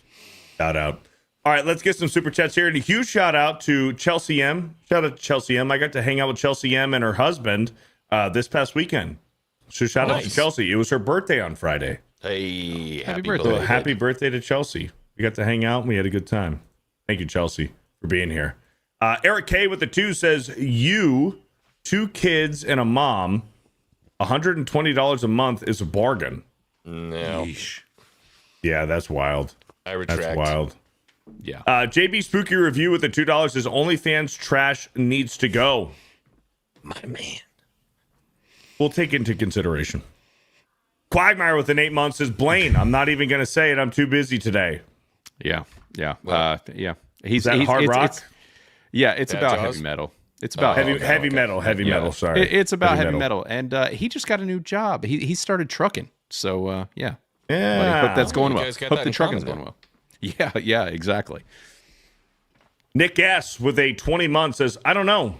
We call out OnlyFans for a reason. Maybe they shouldn't be nominated for an award. Just my opinion. Might be worth a vote. We'll think about it. Which means I win by default. We'll think about it. So it's now 5-2. Nope. Next week. Next week. No. Blaine won this week fair and square. Although it was close. Yeah. It was very close. Very close. Nick S with another 5 says, by the way, YouTube won't allow O capital F in supers or member messages, apparently. Capital O, capital F, short for OnlyFans? That's weird. Thank you for the 5, Nick S, for letting us know. Joan Lovelace with the 2 says, Beardo, I bet he meant no more weirdo. That's what he meant. That's what Pete Heseth meant. Yeah. Hi, Ty with the 5 says, did my research. I was wrong. Guess I remembered your Yannick Garcia pitch from the knockout bracket and thought it was for Babe of the Week. Yes, that's where it happened. Thank you, High Tide, for the $5. Spirian with a gifted FearTheBeardo membership. Thank you, Spirian. Shout out, Spirian. Matt Frog with a 5. Blaine should have covered for Savvy. She's recovering from the bird flu. She's recovering from a lot more than just the bird flu. She needs help. I'm just a subscriber with a 5. Bros, Demon Slayer now beat Superman at the box office. Manly anime exists. I can recommend the ones you guys should watch. Also, hashtag PC Gaming Master Race. I agree with the hashtag. And good. Demon Slayer. About that. Yeah, I've been hearing a bunch. Good. I'm glad that Demon Slayer beat Superman. I hadn't watched that one, but I will say over the past year I've gotten into anime because of our Criticless users, and there's some good shit out there for sure. Yeah, absolutely. Thank you for the 5. I'm just a subscriber. Ace Hanlon with the 4 months. Escape from New York is awesome, and Kurt is perfect for the role. He nailed it. He was the best part, obviously. Escape from LA, however, is a bit lacking. Carpenter is the GOAT nonetheless. Thank you for the 4 months. Love Escape from New York. Golden Nuggets with the 2 says, could you clarify why good? Why good? Blaine? I don't know. I have no idea. What is good? Is that about you? I don't know. I have no idea. I think that's about you. What did I say about good? I don't know. Heavy metal? Clarify what good. Oh, maybe? Heavy metal? Heavy metal is good. I mean, if that's what it's about. I gave it a 69. That's what I keep getting crap for him, because I gave it a 69, which I think is an appropriate score for a movie as horny as that, personally. There are so many boobs. But it is a little dated, if that's what it's about. Otherwise, I have no idea. Thank you, Golden Nuggets, for the $2. Llama Pajamas with a 10. Is it just me, or does Blaine in the thumbnail look like Tim Allen's mugshot from the 80s? Oh, and he pulled it up. Yeah. That does look like you. Yeah. Fuck. Yeah, I'm feeling that's feeling real. I'm feeling like we might be related somewhere down the line. It's kind of hitting hard. I'm gonna pull us all backstage real quick. Yeah, that's the mugshot. Yeah, it's pretty spot on. That's fantastic. You know what? Maybe that's what Punch McLightning used for you. maybe that's what he used to make the thumbnail. Maybe so. Or maybe, I mean, my dad was always compared to Tim Allen growing up. He's very Tim Allen. So maybe, there's some connection there for sure. And I mean, Tim Allen's the shit. So Tim Allen's awesome. Awesome. But dude, I can't look at a picture of Morgan Wallen now without seeing you. Yeah, there is also that. Like, when my mullet's in full form and I'm out in public, it is regular that I get. You are Morgan Wallen. Oh yeah. It's when we're out boating and we're like hanging out on the boat, I'll get the like hollered from another boat, like, "Hey, is that Morgan Wallen over there?" Yeah. I see him, baby. That's him, baby. We just see Morgan Wallen. Last night we let the liquor talk. And you're like, yeah, that's me. You should just lean into it. Oh, yeah, absolutely. Just lean into it. Yeah, it got to the point my kids were getting, like, people say it so much in public, they'll start to say it, and they're like, let me guess, Morgan Wallen. I'm just like, yeah, it's coming. Yeah. You know what I got the other day? Oh, man. I went to this place, real fancy joint. They have a bar in the front. Zach Galifianakis. Shop and stuff like this. Zach Galifianakis. So I like have my beer. They put me in the chair. She starts like lathering me up to get my face shaved, single edge face shave. And she goes, "You probably hear this all the time, don't you? You know who you look like?" And I'm like, "Pedro Pascal." She's like, "Yep." I'm like, God damn it. Get me out of here. There you go. Right. You know which one I get all the time? Who? All the time? Ben Affleck. Oh, really? I get Ben Affleck all the time. I don't see that at all. Dude, I get Ben Affleck all the time. Actually, if you take away like the rest of the beard, it's the beard that covers it up. But like, I get Ben Affleck all the time. Huh? I could see that. I could definitely see that. In my younger years, I used to get Ryan Gosling all the time when I was young, and when he was younger as well. But that one stopped. I had kids, and my face got fatter, and now it's yeah. When I had a skinny, I used to get Shia LaBeouf for some reason. All right. Yeah, real weird. Thank you, Llama Pajamas, for the $10. And Nick S with a 2 says, OnlyFans test. Well, I'm retarded. Well, it happens to the best of us. Yeah. It happens to the best of us. It does. And we're all caught up, boys. Let's go. We're all caught up. Holy yeah. smokes. Bro Science episode 74 in the books. What a show today. What a show today. We had tons of topics. We didn't do not one of them. We were just talking. Yeah. I guess that means it's a good show. I guess. I don't know. I like Mad Frog with a 199 says Ben Affleck makes sense, Beardo. Loves crazy Latinas. Well, yeah, it's true. Yeah. You got that What are you going going to for do? Yeah. All right, boys. Hey, shout out. Thank you to the mods, the members, the lurkers, everybody in the chat who donated, super chatted, gifted memberships, and recommitments. Thank you guys so much. Shout out to Xwing and Blaine for joining me today. Xwing, what do you got going on?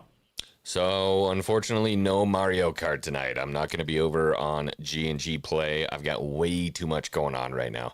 So, it's going to be thin over the next couple weeks for me with YouTube, but I will try to make every single show that I can when I've got the time.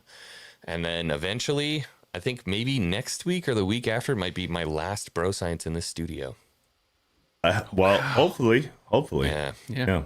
Pretty crazy. Then you'll be recording from a closet or something for a while, and not even that. Not on the phone. I'm just gonna disappear. The back of a moving van. It's like I'm here. I'm coming in from the van. Where I went for. Well, shout out to Xwing Man. Let's get some T's and P's for Xwing Man. He needs it. He needs it with these next couple of weeks, man. A lot of stress going on for Xwing, but it'll pay off. It'll pay off for Xwing. This too shall pass. Yeah. Criticless Blaine. Yeah, this week I'm actually really excited. So we're moving into horror month for Criticless Cast. We are going to be there's so many critic hated horror movies that it's like just ripe for the picking. Some really good ones, but and I think the Saskas actually would be happy about this one. This week we're going to be doing Idle Hands on Criticless Cast, which is an awesome 90s movie. Like it's just absolute hilarious, very on brand 90s like teen horror, bloody. The government literally tried to ban the movie because it was like it involved teens and violence. This was back when the really like hard right push in the government was happening, and they were like wanting to remove certain types of content and whatever. And yeah, Idle Hands is wild, super funny, and a really good horror movie. It's got like a lot of people when they were young, like Seth Green and Jessica Alba in a bikini. This one really did it for me back in the day, just gonna say. So we're gonna be talking about that on Criticless Cast this week. It's a blast. So yeah, and that's the main thing that I'm doing the rest of the week. So yeah, we'll be talking about Idle Hands. It's real fun. So get your reviews in if that's one that you like. And as far as Criticless goes, we'll definitely touch on it during the show and all that fun stuff. So I'm excited to talk about it. Oh damn! Oh yeah! You see that? You like that? Yeah. Damn. Check out Criticless. Check out Xwing 5. Thank you guys again so much for another very fun Bro Science episode 74. We'll catch you guys next week, and then in 2 weeks we're doing 13th Warrior. Yep. 13th Warrior in 2 weeks for the manliest fuck movie. See my father. There you I'm go. so excited for you to watch that. It'll be the first time for me. Yep. It'll be my first time too. I'm excited. Yeah. Nice. But until then, gentlemen, let me leave you with this. The man who says he can and the man who says he can't are both usually right. Don't be fat. Don't be gay. Train hard. And we'll catch you next week for Bro Science episode 75. But until then, Bro Science. Yeah!